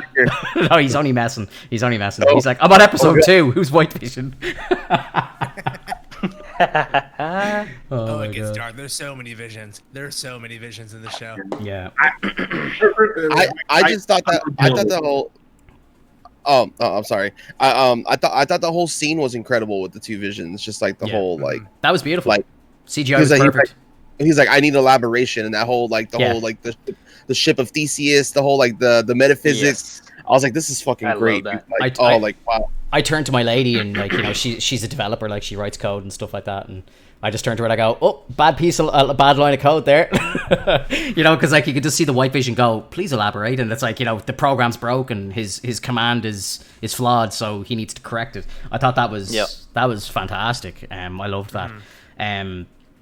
I loved the bit where Scarlet Witch snuck up behind Agatha and she kind of did the kind of jittery thing that was in the Joss Whedon film. They kind of brought that back, and I thought that was really cool because I loved the way she moved around, the way she kind of hopped around, like she kind of like, I don't know how to like describe what she was doing, but like she kind of like hitches around the place. And it was a kind of real witchy and creepy thing. And then when she jumps into her memory, I thought that was really cool. But then when they got into it, that entire scene was kind of a waste of time then after that, because it was kind of like just, nothing happened. But getting into that memory was cool, but they just didn't utilize that properly, I don't think. I thought that last moment was like with the runes was so fucking badass. Like it had me at the edge of my bed. Like, whoa, what's gonna happen? Like obviously she's like making her like kind of lash out at her so she could just take all of her powers. Yeah. And then like the moment where she was like gonna do that one final hit on her, it was like I was like, wait. It's like, what happened? And then like my wife like behind me was just like, she did some fucking runes on her. And we're like, what yeah. The runes were cool. I've seen a lot of people talk kind of bad on the witch fight, because it was kind of just, they were flying around, just kind of fireballs flying at them. It wasn't really like crazy, But that's really how a witch fight would look, in my opinion. I think, just two ladies flying around throwing shit at each other. Think about Doctor Strange. In those movies where they start flipping reality and shit's getting thrown all over the place, and even at the start when Scarlet Witch threw the car at her and stuff, I just thought we'd get a bit more of that. It was like the two of them were just kind of flying around, and although people are trying to say maybe Agatha was just trying to egg her on and just get all of her power, and then obviously it backfires in the end, and that's why maybe she wasn't fighting at all and just trying to let Wanda throw as much power at her as possible. But yeah, I don't know. I think the Vision fight was brilliant, but the witch fight was a little boring. I'm sorry. I liked it though. And no, it was cool. Like, it was cool. It just why she keep missing? It just could have been better. I'm like, where's that 225 million budget, bros? Like, come on. Like, they're just zipping around on wires. Like, it probably took them 3 hours to shoot that scene. Like, Yeah. I was just expecting to see cars flying and maybe a few I- buildings blow up. Like, come on, it's Marvel. Where's the fucking explosions? Like, I was thinking that as a game, I was like, maybe it's really hard to aim magic. Maybe it's a super weird aim assist. Like, well, Agatha's around since the 1600s. You think she would have perfected it by now? maybe She's not on controller on this. Okay. The aim for witch magic is like the same equivalent to like a Call of Duty RPG. You don't know where the fuck it's gonna go.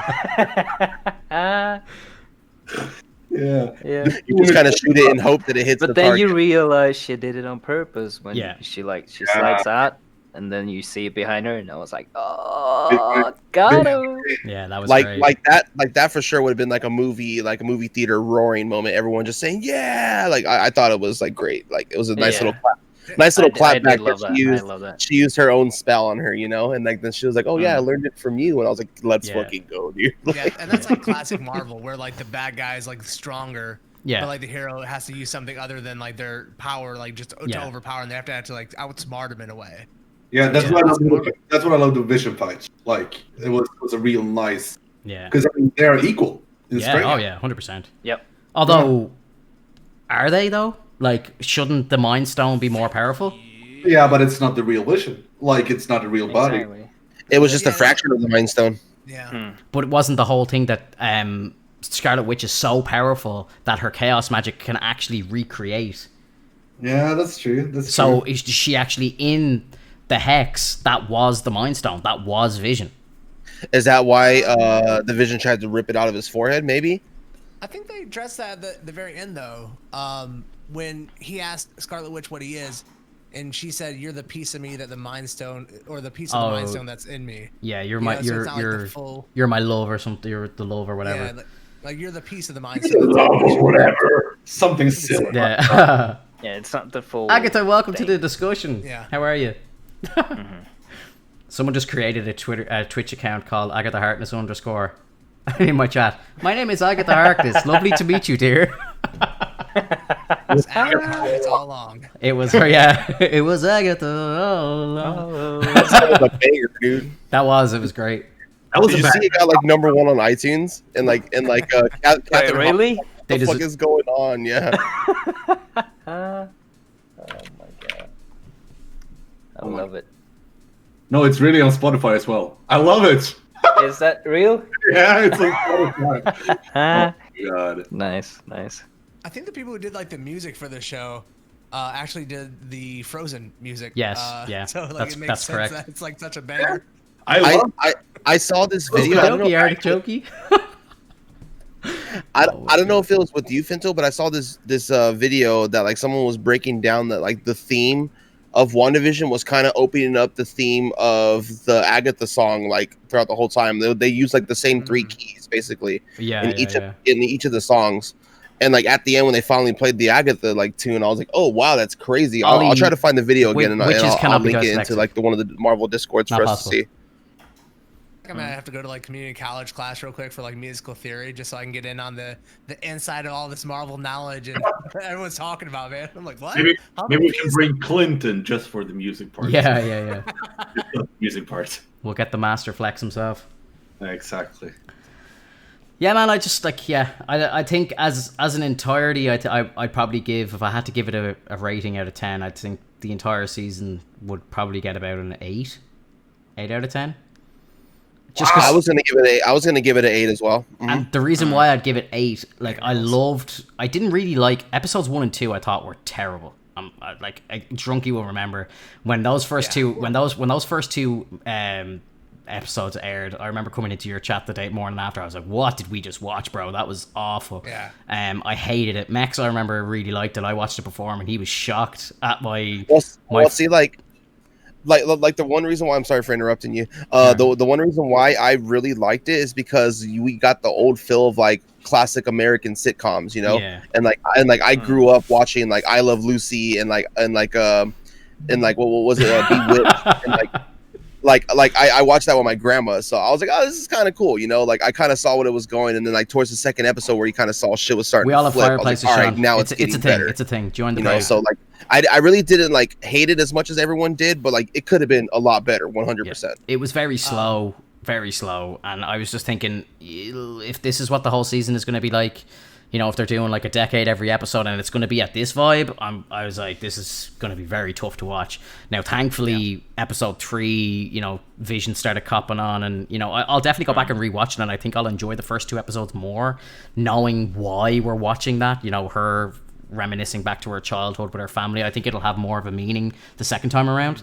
But it does. I did that yesterday. Oh, did you rewatch it? I did it. Good man. I did. Good man. Yeah. Like I don't think you can say they were terrible. I can't say they were terrible. They were just not my cup of tea. Like you can tell they're really well done. There was a lot of thought put into it. Like it looked like an old TV show, which is probably really hard to do. So technically everything was great. I just like I hate it. Like I hate those old shows. A lot of people go back for the nostalgia and they dig it because, like Mex said, you know, I watched it with my grandma and I have all this. And I remember my grandma putting that on and I'd be like, all right, I'll see you. I'm going outside, Grandma. See you later. Enjoy your show. It was very polarizing. You either really liked it or you hated it. Yeah. But I don't think anyone could say that it was like terrible because obviously people loved it. Yeah, I loved it. Yeah. I loved it. I 100% loved it. I loved it. I didn't like it at first. I was like, what am I watching? Yeah. Exactly like Finto said. But then I rewatched everything like yesterday, and around the time when I got to episode 8, like it was like, it makes so much sense. Yeah. Yeah. Like I actually love this now. Yeah. It goes back to her childhood because she loved the show she was watching then. Yeah. And I know that we got to see everything in that episode. My fingers were crossed for the 8 weeks. I was just like, please let it all add up. And I kind of had a feeling it would. But I was at the start, I was very skeptical, and I think that's those first 2 episodes, like they do count to the overall rating in the show, and I just think they weren't good.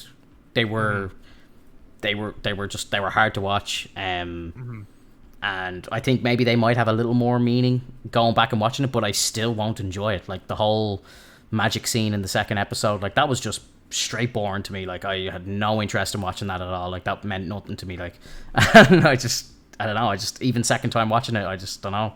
I would still feel the same. I loved it. I loved it. Like the secret, mysterious stuff about it.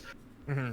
I legit love the first 2 episodes more than I love the last 2 episodes. That's wild. Okay. That is wild. I love more the like more incognito secret what's gonna happen stuff, the build up stuff more than the actual climax. Sean, have you got Disney Plus? The series is on Disney Plus. Happening. I think that I love the tension and the suspension more than I love the actual stuff happening. Do you feel like that now, or did you feel like that then too? In the beginning, I was more excited than I was watching during episode 8 and during episode 9. But before episode 9 and before episode 8, I was more excited. So to say, it was building up to something. Yeah, and I was a bit bored during the fight scenes. But I always fall asleep during fight scenes in movies. Like they can build it up like during the get to know part. I'm all ears, but during the fight scene, I always fall asleep. I think I'm not watching that with like, the beginning episodes. Sean, I think Disney Plus is like €7 a month. It's worth it. You get all the Marvel movies and everything. It's incredible. This is a setting, all the Simpsons. They don't really like everything. Turn it's great. the gears of the story. I really don't feel like the show opened up and started going somewhere until we started seeing the Sword episodes. Yeah. And like I think that's a bigger problem about them having to stretch the show out. Yeah. Because if I look at all the TV shows I really love, and something, not only is the story progressing inside of the story, like they're establishing all these elements, but it's like something big happens to Grippy, right? In Game of Thrones, they push like Bran out the window, like something big. Yeah. And you got to start the show with something epic, like to bring people back. And I don't think it was very flat at the beginning in terms of a big moment that was like, this is intriguing. I have to come back for this. Yeah. Outside of the setting, which you either loved it or you hated it. Yeah. If you were to start the show on episode 3, would you have missed anything? I don't think so. Nothing. Nah, probably not. So I think the first showed the earlier episodes inside episode 3. Yeah, exactly. Like I don't think you're missing anything in those 2 episodes. And I thought that the as only well. thing that happened in the first episode was that when the couple were over. Yeah. It's like the only thing that happened was that he choked on I don't know. A grape? I don't even know. A grape? Yeah, I don't even know what it was. We're Like that was the only thing happened. Like she like understood like there's something wrong. Vision was like, yeah. I thought it started. That was getting, the only thing happened. I thought it started getting good when Vision started snapping out of it, and that was episode 3. And I think, was it at the end of episode 3 when she got pregnant as well? So it's like, what were the first 2 episodes? What was the point? Yeah. I think that was an hour and a half of TV that was wasted in my opinion. And for an intro to the show, they did a big double bill for the launch, and nothing happened. I remember sitting, like me and my girlfriend were sitting on the couch watching it, and the two of us turned to each other at the end and just went, "That was fucking terrible." And I genuinely, I fell asleep for 5 minutes watching it, like during that magic scene. And I never fall asleep during Marvel. Magic scene. Oh man, like what was that about? And like, That was so funny. I loved it. No, it was terrible, bro. I'm so glad. All right, you just took my rating down further once I get to it. The first 2 episodes, bro, they were tough to watch. Yeah. Just nothing happened, and I don't really, I love watching like. When I was growing up, I loved watching Friends and I loved watching Scrubs and all these shows. Like, so I was into the sitcom thing. Like, I loved that 70s show and all these shows. But, like, I wasn't really I wouldn't watch Happy Days or, like, any of the stuff that was actually from that era, like, So I just didn't see the appeal myself. And I think, you're aiming Marvel at kids. Why are you trying to bring like nostalgia back for what, their grandparents? Like I just don't understand what the point of it was. And obviously now I do. Now I know because of Wanda's connection to it in the show. But again, you could have covered that in 20 minutes of the first episode. It didn't need to be. It didn't need to be the big like event that was the first 2 episodes of the show. No. That should have ended with Vision starting to break out of it and her getting pregnant. I think they should have just combined the first 2 episodes into 20 minutes and then put the 3rd episode in, and then maybe extended the end of the show to show more fight scenes, or brought Strange in, or did something. Like I think they should have expanded. They should have expanded the end of it better. I think 49 minutes for the when. There was all this shit about the runtime being 6 hours of content, and then the episodes weren't adding up, and everyone thinks, we're getting a 2-hour finale. It's going to be like a film. I was like, shit, yeah, this is going to be incredible. And then it turns out to be 49 minutes. Like, I'm just like, ugh. I definitely think there's a better way to edit the entire series overall, to rewrite the story, rearrange it a bit, to where you open up maybe with Wanda going to Sword. Like, what is this? And then like we flash forward like 2 weeks later, something like that to like really pull you in. Like, what's going on here? I don't. Yeah. Shit's like, what did she do with Vision's body? Like, and then it's like, oh shit, Vision is alive, and you're like, how the hell did this happen? And then it kind of goes back and tells it. But then you get the whole kind of cop out that none of that happened and all that footage was faked, and I'm like, what the fuck is happening? Oh, it was crazy. We have spent 1.5 hours talking about one episode now, and I mean, they succeeded. They built tension. They built. Oh man, I will never take. I'll never take anything. I'll never take anything away from Marvel. Like they caught all of us out perfectly. They had us all hyped up, and then nothing happened. It was the biggest for their TV show, because like I feel like they kind of break their trust a little bit. Yeah. In every Marvel movie, they deliver on what you think they're going to deliver on. In this, they just kind of like tease and set up all these things that they don't deliver on, that they totally do 180s on. And I think it kind of breaks that trust a little bit between Marvel and the audience that like these cool things that are happening in this show right now, there's going to be a payoff that makes sense. There's going to be a meaningful thing later in the show because, you know, we casted the Quicksilver for the X-Men. Like, I think they really spent a lot of goodwill hyping this thing up to get people to watch it. And I don't know if people, you know, are involved anymore because of it, you know, if they hype it up, or I know I'm just let down. Like I said, I'm no longer hyped up for Disney Plus Marvel shows because of it. I don't know. Yeah, like I've always thought that Falcon and the Winter Soldier was going to be just, it's only 6 episodes instead of 9, and I've always been kind of convinced that that's just going to be 6 hours of just action, and I'm obviously going to enjoy watching it. I like the fact that they're bringing back the villain from Civil War. What was his name? The guy who started the whole thing. I can't remember his name. Baron Zemo. Yes, he's coming back. I think that's kind of cool, and obviously we're going to get Patriot and stuff like that. Yeah, I'll watch it. I'll enjoy it, but I think it was always, when I saw the list of shows that were coming out, that and Wanda were always at the bottom for me. Just shows I'm not really looking forward to. I want Loki more, and I obviously want the movies more. It's gonna be terrible. Do you think so? It's gonna be terrible, bro. I kind of feel that too. Yeah, it's gonna be awful. I was looking more forward to. I think out of all the ones, Loki's like on the bottom of my list too. I think Loki's gonna shock us all. Be some naive guys. No. I think Loki's gonna be good. I like the whole DB Cooper stuff. Wilson was in that you liked. I love Owen Wilson, man. I think he's hilarious. Name the last thing. Bottle Rocket. That's it for me. I haven't seen that. I don't know. I like him as an actor. I think he's done enough good to be in my good books, no matter what he does. And I don't think Marvel will cast anybody who doesn't pass their tests vigorously. Like, can you think? Is it possible to name a bad Marvel casting except for Edward Norton?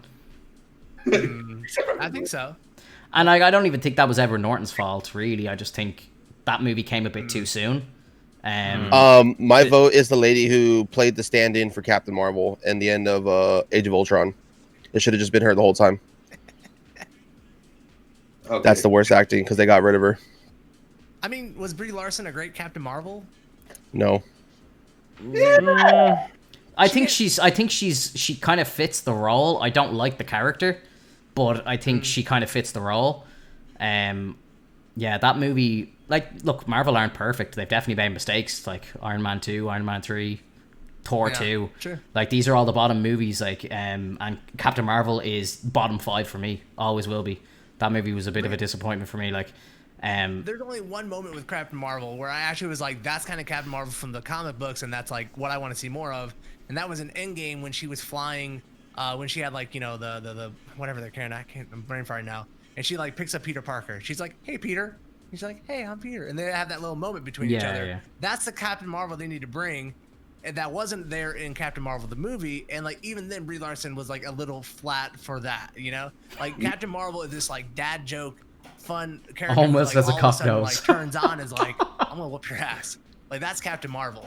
I think Loki's going to be good too, guys. So, I think Loki's going to be good. I just think Brie Larson, who I think is a fantastic actress, I just don't think she's the best casting. Same. Like, I like very Brie interesting, Larson. Ollie. I just didn't think she was a good Captain Marvel. Mm-hmm. Yeah, I've seen Brie in some good stuff. But yeah, I just don't know. That movie just didn't really hit it. You know, again, they can't win them all, unfortunately, and that's just one of them. Maybe the second, like if the second movie goes into like Secret Invasion, that could be incredible.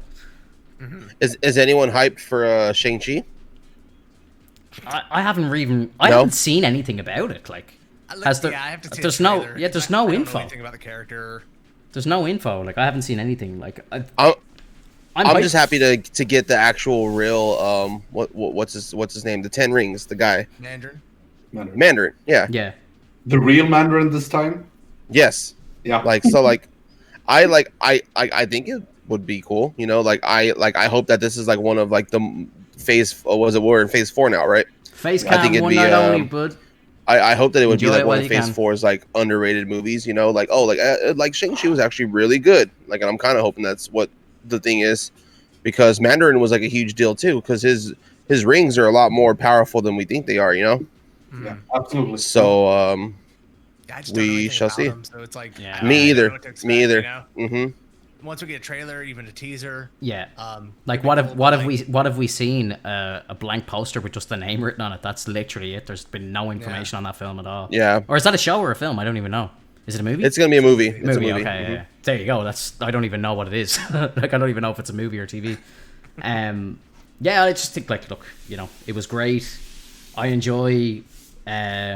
I think we all will enjoy Falcon. Like if you're a fan of Civil War and you're a fan of all of the action that comes with all the movies, I just think Falcon and the Winter Soldier is going to be Civil War Part 2. It's just going to be like a direct extension of that film. The banter between Sam and Bucky and obviously the villain, like it's just going to be Civil War 2. That's what that movie is. That's what that TV show is going to be. Are we done with War Machine? Are we ever going to get like are we going to get the Iron Patriot? He's getting his own show. Oh yeah. He is? War Machine is yeah. What's it called? What's it called? Armor Wars. Yes, Armor Wars. Yeah. 100%. Oh, wow, good. I didn't even good, know that. Because I really liked. Yeah, I didn't know either.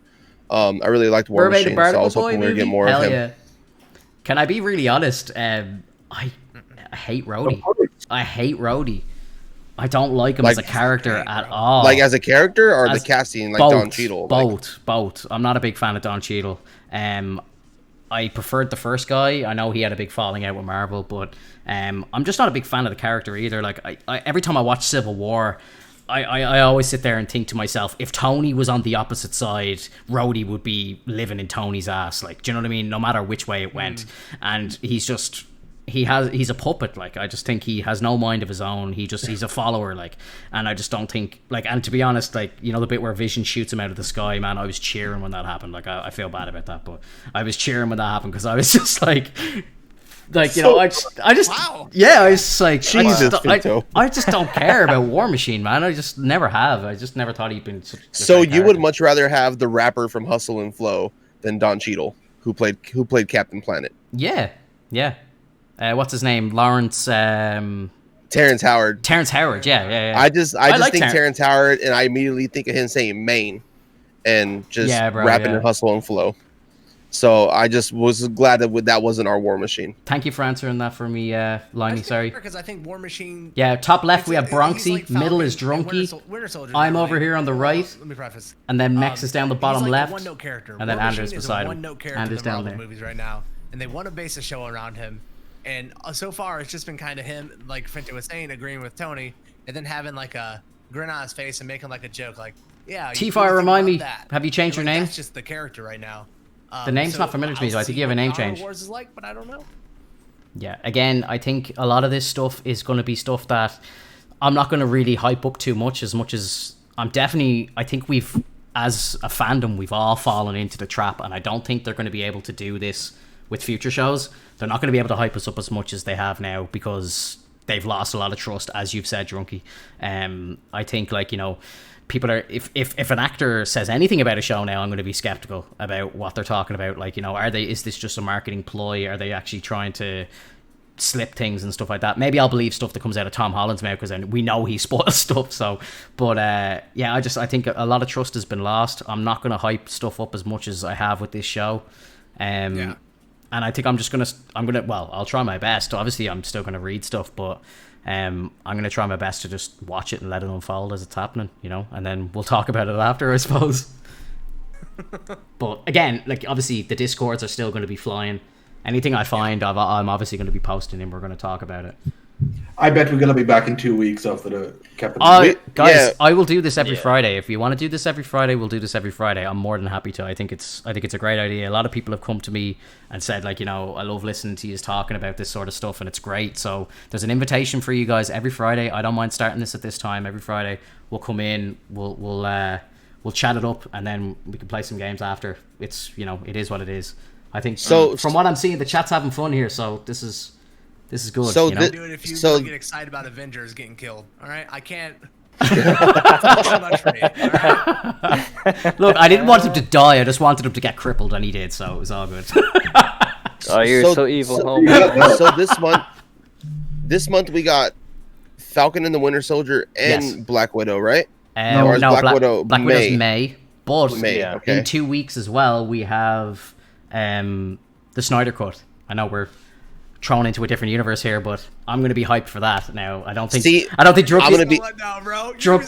not going to join us for a talk on that. Too, I'm going to be honest. My expectations for the Snyder Cut are very low because Justice League was a very fucking boring movie to me. Like, it put me to bed. I've watched it 3 times and I couldn't get it through the whole movie every single time. I fall asleep. Snyder has said he's not using one frame of Joss's film. So, this is gonna be my last chance, and now I gotta watch 4 hours of this shit. Hell yeah, bro! I was barely able to get through 2. Not one frame of Joss's movies being used. It's gonna be. But Joss uses stuff that Snyder used, so he's still gonna use that stuff, right? I think he's gonna reuse his stuff, but obviously I think there's like an hour and a half of new footage, so that's gonna be mixed up and stuff. Can you imagine a movie being so bad that a director comes back and says, "Hey, you guys, you know what is going to fix this movie and is going to make it good for you? Another 2 hours that you didn't see." Yeah, that's not a thing, man. It's not going to be good, bro. This is the world we live in, I think, and I feel very bad for Zack Snyder. Like, I think didn't his daughter die or something crazy happened, and that's why Joss came in. So, like, I think the fact that Warner Brothers are allowing him to come back and release his cut is incredible. Like, that's a statement in the movie industry that he's been allowed to potentially right a wrong that was made by a disaster in his personal life. I'm all for it. I will support that. I'll support it 100%. I'll watch it with open eyes, and if it's shit, I'll be the first one to say it. I did not like Justice League was terrible. I did like a lot of Batman vs Superman. There was some terrible parts in it, but as a whole, the movie was good. I liked Henry Cavill. I thought he was great. I thought him and Ben Affleck bounced off each other very well. The movie was dark. I didn't like your man Jesse Ellenberger or whatever his name is, who they cast as Lex. I thought that was horrendous. Horrendous. Mark Zuckerberg? Yeah, do you know what I mean? Mark Zuckerberg is not Lex Luthor. Lex Luthor is the cockiest motherfucker that you will ever see. He was the worst. They're bringing him out to look like a awkward like teenager who's like autistic or something. And there was speculation that was like his son, like Lex Luthor's son, because like didn't he have a son in the comics that like took over like LexCorp? I could have. Yeah, well, maybe he does mention the death of his father, but are you saying that was actually Lex the first, maybe? Is that what you're trying to say? Like his father was the original like Lex Luthor. That's interesting. Like the one that we all know and love, like the big bad boss man, bald-headed badass, not this fake fucker that we got. Yeah, that's a bit interesting. I like that theory if it was true, but I don't think that was the case, to be honest. But I just think there's more good in that movie than there is bad. I hated the whole Martha scene, but I understood what he was trying to do. It was just cheesy as shit. He's trying to humanize Superman by him having a human mother, and by chance the mother has the same name as his mother, and they have that connection. It was shot very poorly and it just looked cheesy, but I know what they were trying to do, and he was just trying to humanize Clark Kent, and I think that's kind of like trying to build their bond. I really do honestly have high hopes for the Snyder Cut. I think it's going to be good. There's all these like rumors of crazy shit happening in it, like Hal Jordan appearing and all this sort of stuff. Like I just think Martian Manhunter in the movies? He's going to be in the Snyder Cut apparently. But what? So he wasn't in the original one, right? Not in the Joss Cut, no. Yeah. Well, so you see, here's what I wish the DCEU would have done. Is I like the vision. I love the look of Snyder's DCEU. I love the tones, the colors, the kind of. Max's Fireplace is the best one for sure. Look at Andrew's one; it's just on a laptop. It's hilarious. Game Shack, what's up? How are you? Tior, what is up? Peacock, how are you? Turn this down. But I wish they would have given Zack Snyder the kind of Greg, thanks for the follow. Role, the Kevin Feige role, where they're just going to be this overseer who sets the tone, make sure everything's on the right track. Because I think Zack Snyder is really good at setting up visuals and setting up universes and making things look great. Yeah. And he's just an awful storyteller. Like he's just not great at it. And not a lot of people are. It's very hard to get directors who are very good at telling stories. Game Shack, thank you for stopping by, dude. And I just wish DC movies are the worst. Like, kind of release they have such good promise, though. It's Hollywood politics, it's egos involved, it's all this stuff that we don't really know about because we're not on the inside. But I don't think I have not liked anything that Zack Snyder's done probably in the last 15 years. Probably Watchmen was like kind of good to go back to, but yeah, Watchmen was great. Everything like I didn't like Batman and Superman. Man of Steel wasn't good. I think he did Man of Steel, correct? Yeah. Like that wasn't good to me. Like he lets me down way more than he impresses me with his visuals when it comes to the story. And so I just think that now we're just gonna have additional 4-hour Zack Snyder mess on our hands, where it's just gonna take forever. The pacing's gonna be terrible in it. There's no way you make a 4-hour movie feel good when you're Zack Snyder. I just don't think it happens. Yeah, I don't know. I think I don't know. I'm a bigger DC nerd than I am a Marvel nerd. So for me, it's just like I enjoy the castings of these people. I'm not mad on the Flash. I don't really like Ezra Miller, but I kind of like the few clips that I've seen. I think they're expanding that story a bit better, and then I think into Flashpoint. That Flashpoint movie is going to be great. You've got like Michael Keaton coming back as Batman and stuff, and it's just going to be wild. And I think, and I just think, you've got the whole time travel element, and we know if you don't know the story of Flashpoint, basically, the Flash goes back. His whole storyline is an evil version of the Flash goes back in time and kills his mother, which turns him into the Flash. And basically, what he's trying to do is he goes back to prevent his mother from dying, and in doing so changes the entire world. He just breaks the universe. And I think that's what DC are going to do. They're going to retcon a lot of these fucking bullshit movies that they've made, and they're just going to wipe the slate clean, and I think they're going to start fresh with a new world that is the retconned universe with Flash, and I think it's a really good idea. You can keep Ben on if you want, and then you've got a separate universe with Daniel Pattinson, and you've got a new, potentially J.J. Abrams is bringing a black Superman in, which is not going to be Clark Kent. It's a different guy. So you still have Henry Cavill. You could have 2 Supermen flying around. And then you've got Black Adam and Shazam 2. I think DC have a good opportunity to try and save it. And I suppose they're just very lucky that they can actually turn around and just change whatever they want with Flash. They could just do it, and it will make sense. Sorry?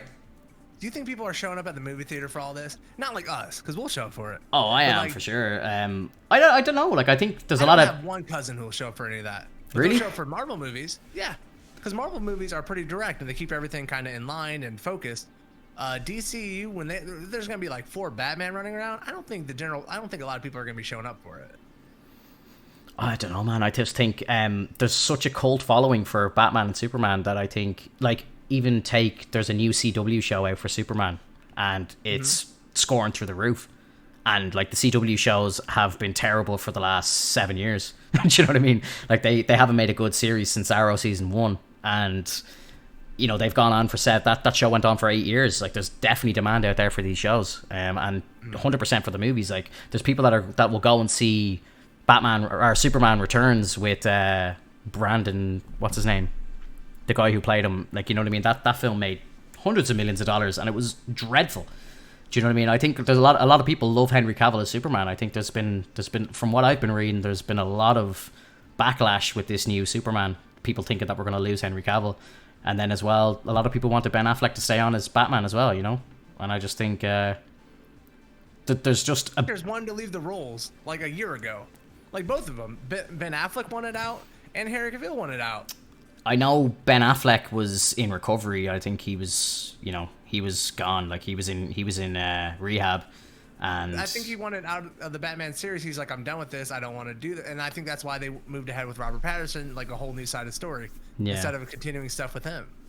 My understanding was he didn't want to direct more so, and then I think he checked himself into rehab to kind of fix his personal issues. Then when he came out, signed back on. And now I think there's talks of him doing a Batman versus Deathstroke TV series on HBO Max, which with like a 6-series part with Joe Magliano and Ben Affleck. Sign me up. I'm there all day. I'd watch that all day. Yeah, that would be cool. Yeah. Do you guys think Agatha Harkness is coming back in the MCU? Yes. Yeah, I think so. Yeah. I think definitely. Doctor Strange 2. There'll be a scene where Wanda will go back to Westview and just knock on the door and just snap her out of the spell and be like, right, I need you now, let's go. Yeah, I need all that that 1600s wisdom. Yeah, she will back. Yeah, I think that's not the last we saw of Agatha for sure. I think she's going to play a much bigger role in the Doctor Strange movie. Or she'll get your own spin-off. As much of a great character as she was, she doesn't deserve her own show. Definitely not. It better be a sitcom show of her being the babysitter of the boys. Then I'll have it. maybe like a 2-parter special or some crap, but like they're not gonna green light like a Christmas special or something. They're definitely not gonna green light a TV series about Agatha watching 2 make-believe boys who are devil spawn. Like that just makes no sense. How much would you love if the Guardians of the Galaxy Holiday Special would be just a remake of the Star Wars Holiday Special? Oh God! We better have a Mark Hamill cameo. Yeah, I would be so happy if they just like redid the whole stuff, but with the Groot family instead. Yeah. Oh my God! I'm looking forward to the next Guardians movie and Thor. I presume the two of them are going to link in with each other. Because isn't Thor shooting scenes for Guardians 3 at the moment? Or sorry, no, they're shooting Thor 4. So the other one, I don't know which comes first. I think Thor is coming first, right? No? Mm-hmm. But Guardians was coming first. Yeah. Yeah, Guardians is like 5 years out or something. Yeah. That sounds crazy. Yeah, there was some dispute there on Twitter. I don't know. Well, they fired James Gunn and he picked up Suicide Squad. The Suicide Squad. And so he's like, I'm not coming back to do this until this. So it's all thrown out of whack now. Yeah. What was the name of the person that we got in the end credits of Guardians of the Galaxy? It was Adam, the guy that like Adam Warlock. Yeah, like, are we gonna see more of him? Like, are we gonna see like more of that character in Guardians 3? Like, I'm hoping so because likely, yeah. I was hoping to see like Adam Warlock in the Avengers movies because Adam Warlock is one of the people who defeats Thanos. You know, thank you, Brick. I so it would have been pretty crazy. So, but I guess we'll wait and see what they do with it now. I don't know. It's so weird how long it's gonna take because you got Chris Pratt that's gonna show up in the Thor movie. Yeah. What are the other Guardians that are really gonna be part of it? Are they just gonna are they gonna filter them all in, or like they're gonna be in the beginning dropping Thor off? Like I wonder where they take it. It feels so long, and I know why they're taking a long time. But it just feels so long. That's gonna be almost a decade in between Guardian movies. Yeah, that's insane. And wasn't it supposed to be Guardians first? Like the way that they kind of shot it, the way that they shot Endgame, it was Thor's going off with them. He was going to be in Guardians 3, and then obviously then they come back to Earth or whatever, and then do Thor 4. Mm-hmm. But now obviously it seems to be out of whack. Yeah, so Taika has to rewrite some stuff. Yeah, T-Fire, no problem, no problem. Crazy. Yeah, it came out in 2017. Guardians 2. That's crazy. Yeah, it's wild. Like, yeah, and again, like I'll be 40 years old. I don't care. I'll go to the cinema to see all these movies. I don't give a shit. I'll 100% be in my 20s all the time. So. You don't age. That's okay. Oh, look at that M logo. It looks so good. What the hell? Yeah. Who made that? I wonder who made that. Yeah. What the hell? Crazy. Wow. Wonder if he has a pipe or something. Who's T-Fire? I have no idea. I think we're like rating.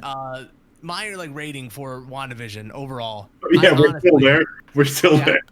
Yeah, just to land this conversation. Yeah. I am gonna go down. Like this show was honestly like a 4 out of 10 for me. I think in that 4, there's a lot of good stuff in that 4. There's a lot of fun scenes, some really great graphics, some really great special effects. But I think that this being stretched out over 8-week period really takes all that 4 and just shrinks it down into the 4 when it could have been bigger if everything was more compact, if the story was a little bit more punchy and like got through a lot more faster and was delivered faster. I think Tiora, I'm joking. Calm down. Week to week, it really hurt me in my excitement levels. I just don't care to watch this stuff week to week. I like a one sitting, like let me get all this in, let me binge it a little bit, really feel the impact of what's going on. Yeah. It was messy. I think that show characters, messy writing. It was a mess over a lot of the show. You've made a very good point there. I think the show would have hit a lot harder and better. When I say harder, I mean better. It would have hit a lot better if it was all released at once, especially with how short some of the episodes were. Like you're waiting a week to watch 32 minutes of content and 12 minutes of credits, and I'm like, oh, we waited a week for that, you know. Whereas if we were watching all that all at once, you know, you would have sat down for 3 hours and it would have been great. Yep.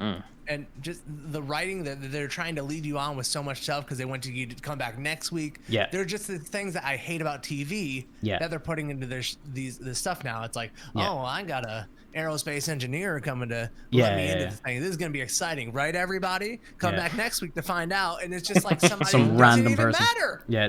Like, Didn't even get her name. Fair. Super fair. Super fair. Horrible. That's why I rewatched it. I rewatched it today or yesterday because I was gonna refill my memory, you know. Yeah. Refresh it. And but then it all made so much more sense. Did you enjoy it a lot more the second time? You did enjoy it a lot more? I did enjoy it a lot more. I do want to watch it yesterday. I do want to watch it again. I'll let it settle for a while, I think. I'll watch Falcon, and then I think maybe when Falcon ends we have a bit of a gap, and I might go back and rewatch it then. That might make sense to do that. But I'm actually rewatching Daredevil right now, me and my girlfriend, and I'm loving it. We're on season 2. Frank Castle's just come in. He's just like absolutely fucking shit up. It's incredible. Like, what a show. Like, I was, you know, I really think a new branch of that done by Kevin Feige will blow minds. Melt them. You know, I think Marvel has a big excitement problem for me, at least, and I think I represent some of the fandom, at least. Where like I'm a lot more excited for stuff that's coming down the line in like Phase 5 and maybe 6 than I am for Phase 4. Like, you know, Spider-Man's gonna be fun. I'm not like gassed up about it, but you tell me, like the Blade movie coming out, I want to see it. Like, I want to see that stuff. The mutants or whatever, the X-Men movie coming, like, I want to see that stuff. Like the Fantastic Four, I want to see that. 100%. So like this whole Phase 4, I'm just kind of I feel flat about. I'm like, all right. Like this stuff coming out after. Yeah, this, but so even if you're flat, Cranky, even if you're flat, you still would watch it. Yeah. So I mean, like, I got a low barrier. You know? Look, but like even the worst, and I said this is a true testament to Marvel. Like, the worst thing that they've ever brought out is still 10 times better than anything the CW are going to make, or CBS, or any of these crowds, or, you know, even the likes of Showtime and stuff like that. Like, you know, these guys are making such high quality content that their worst stuff that they are bringing out is still top tier. Like, clearly you haven't seen Inhumans. I watched the first episode and then I never watched it again, and I think exactly. But again, I know that's Marvel, but really that wasn't Marvel who made that show. Marvel put their name on it. They didn't make it. It was CBS. Yeah, CBS are terrible, like, you know what I mean? And you know, just because they, like, I've never watched that Runaways show. I think, who made that? Was that Amazon? Who made Runaways? Hulu, yeah. So I don't know, maybe Runaways is good. I haven't watched that either, but anything that Marvel themselves, like, now, and I know the Netflix stuff wasn't really Marvel, but that was incredible. I really like the Netflix stuff. Speaking of Hulu and Marvel shows, I'm actually kind of excited to see that MODOK show. Did you guys see that? I think I did. There's a trailer for like an animated MODOK show that's coming out, and it looks fucking hilarious. Like, it's not going to be nothing serious. This is them just fucking around, you know. Like here's like here's the title. You guys have the rights. Go have fun. You know, it's like kind of like a sitcom, not like a sitcom, kind of like a comedy, like The Office, but with like MODOK and AIM and all them. So if you want to pull up a trailer for that, Finto, so we can see it, it's the Hulu MODOK. Yeah. I think it's coming out like pretty soon. Hang on a second. It looks hilarious. It is. Mm-hmm. This show, like, it looks like the Russian doll things that you like stack in and out. Like, that's how good these graphics look. The one that's like a smaller version of it when you open it. Oh my god. This does not look even real. It almost looks like something would come on like Adult Swim. Oh wow, that looks. Sorry, I'm just looking at an image. Yeah, that looks like Adult Swim. Oh my god. That's like the best. That's like the best way to put it. Like Robot Chicken. It's like if Robot Chicken made like a Marvel show. Like, this is it right here. Oh like, my and god. I'm kind of all for it, you know. I'll definitely watch it. That'd be something I'll definitely have to watch by myself. My girlfriend won't watch that at all. I just know that for a fact. That's just what she won't watch that at all. Yeah, I don't know. Like, I think that like, I don't know, Marvel just rarely miss. I think that's the main thing we need to take out of this. Like even that Avengers game, that was like pretty awful, like gameplay wise, but even that game, the storyline was good in that game, and that's now even for me, that's hyped up that Miss Marvel show or movie or whatever it's going to be. I think now I want to see that because I got to play as her in the game, and you know, I think they're all these things that they're doing, it all bounces off each other, and I just think it all helps the bigger brand. Like, would you be excited? Would you be excited for a Daredevil show if you hadn't seen Charlie Cox on the Netflix show? Absolutely not. Like, you know, that Ben Affleck movie was dreadful, and I just think, you know, it's all working together, and I just think like Phase 5 is just going to be nuts, absolutely nuts, and I think Phase 5 is going to be very much focused on TV. Phase 4. Yeah, I know. I'm talking about the next one. We're going even further, bro. It's going. We're going into 2030 here. Like it's 9 is gonna be amazing. I promise you. Phase 9. I think like Phase 9. I hope I'm alive for that. I'm like hoping. I'm hoping we get the Spider-Man and Fantastic Four team up that I want. You know, like I want to see like bombastic Bagman and like all that stuff. Like I'm excited for that, and I'm hoping we get that. Yeah, I was really looking forward to like a kind of rated R kind of branch.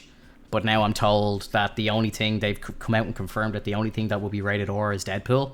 So that kind of puts a little bit of a question mark on Blade and Punisher and maybe like Morbius and stuff like that.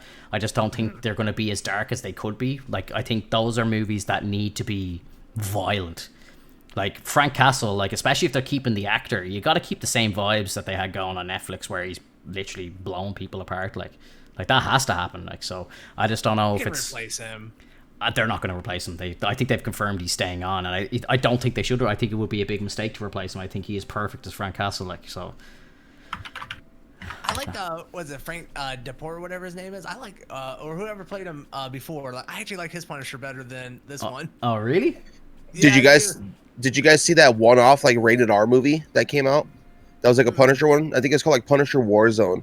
It was like if you wanted to see like a violent like Punisher movie, like that's the one you wanted to watch. Like dude was like full blown like blowing people's heads off. Like it was gnarly. Like good movie. That one was really cool actually. Had nothing to do with the previous movies, but it was like a one-off. My chair actually says like a whole Vinto, different but you Frank can't see Castle it. It's too. written backwards, but my chair actually says Vinto. Yeah, that one's really good. I enjoyed it. I especially liked that he was just a different. Like, didn't he have like a receding hairline and stuff? Like, he just looked like an older like war dude. Yeah. It's just funny. I think that they're waiting to see Deadpool's reception too. Freak Lime, I think that's hilarious. Like, greenlight any kind of bloody, gory, Blade stuff. I'm wondering what they're gonna do with Deadpool in the MCU. This is gonna be wild. There's like so many great opportunities. Like, I saw someone saying like turn him into the new Stan Lee. He shows up in every single Marvel movie for 2 seconds. Ryan Reynolds just like showing up and doing something funky in the background, or just those Stan Lee cameos. The new Stan Lee cameo. I think I'm loving that. That'd be brilliant. All for that. And it doesn't have to make any sense at all. He breaks the fourth wall all the time. So he shows up in Fantastic Four, then he's in a completely different place in Captain Marvel 2. He's in space on a different planet. It doesn't matter. It's Deadpool. Like, you know what I mean? I think that'd be perfect. And I just think if they don't do a kind of rated R kind of mini universe with the likes of Deadpool and Punisher, Daredevil, I think they're missing something, because I think all those guys belong together kind of doing a rated R Avengers, like, the Revengers, as Thor said in his movie. Like, I think there's a real like opportunity to do something incredible there. Yeah, and like especially with Ryan, like you don't even have to have Ryan Reynolds on set. Like you just gotta get a guy in a mask and like have Ryan Reynolds like voice the line over real quick. Like they can put it anywhere. Exactly. He doesn't even need to be in the suit. You get him recording lines on his phone. Did you know Brendan Fraser recorded his lines for Doom Patrol on a fucking iPhone and just sent them to the studio? Like, he literally sat on his couch drinking beer at home, recorded his lines into his phone and sent them off. And it's incredible. I can do that. I could do that too. Oh my god. Wow. That's amazing. For Apple there, how good their iPhone is. Yeah. Do you know what I mean? Like, that's the world we live in right now. Like, that's exactly like, Ryan Reynolds could be sitting at home playing with his kids and he'll record like a bunch of lines just for the new Avengers movie. Like, he doesn't even need to be in it. Yeah. It's crazy. And I think that's obviously what they were doing with Mandalorian as well, with Pedro Pascal. Yeah. He only needed to probably show up on set for 2 or 3 days, and he shot the whole season, like, you know. And then they just have him in a boot, just shooting lines, holding a pillow, pretending it was Baby Yoda. So it's just wild, like, you know. And I just think that's definitely something that if they don't do that, I think they're really missing an opportunity. And they 100% have to bring Hugh Jackman back just for one movie with Ryan Reynolds. They have to have a bromance on screen. They have to.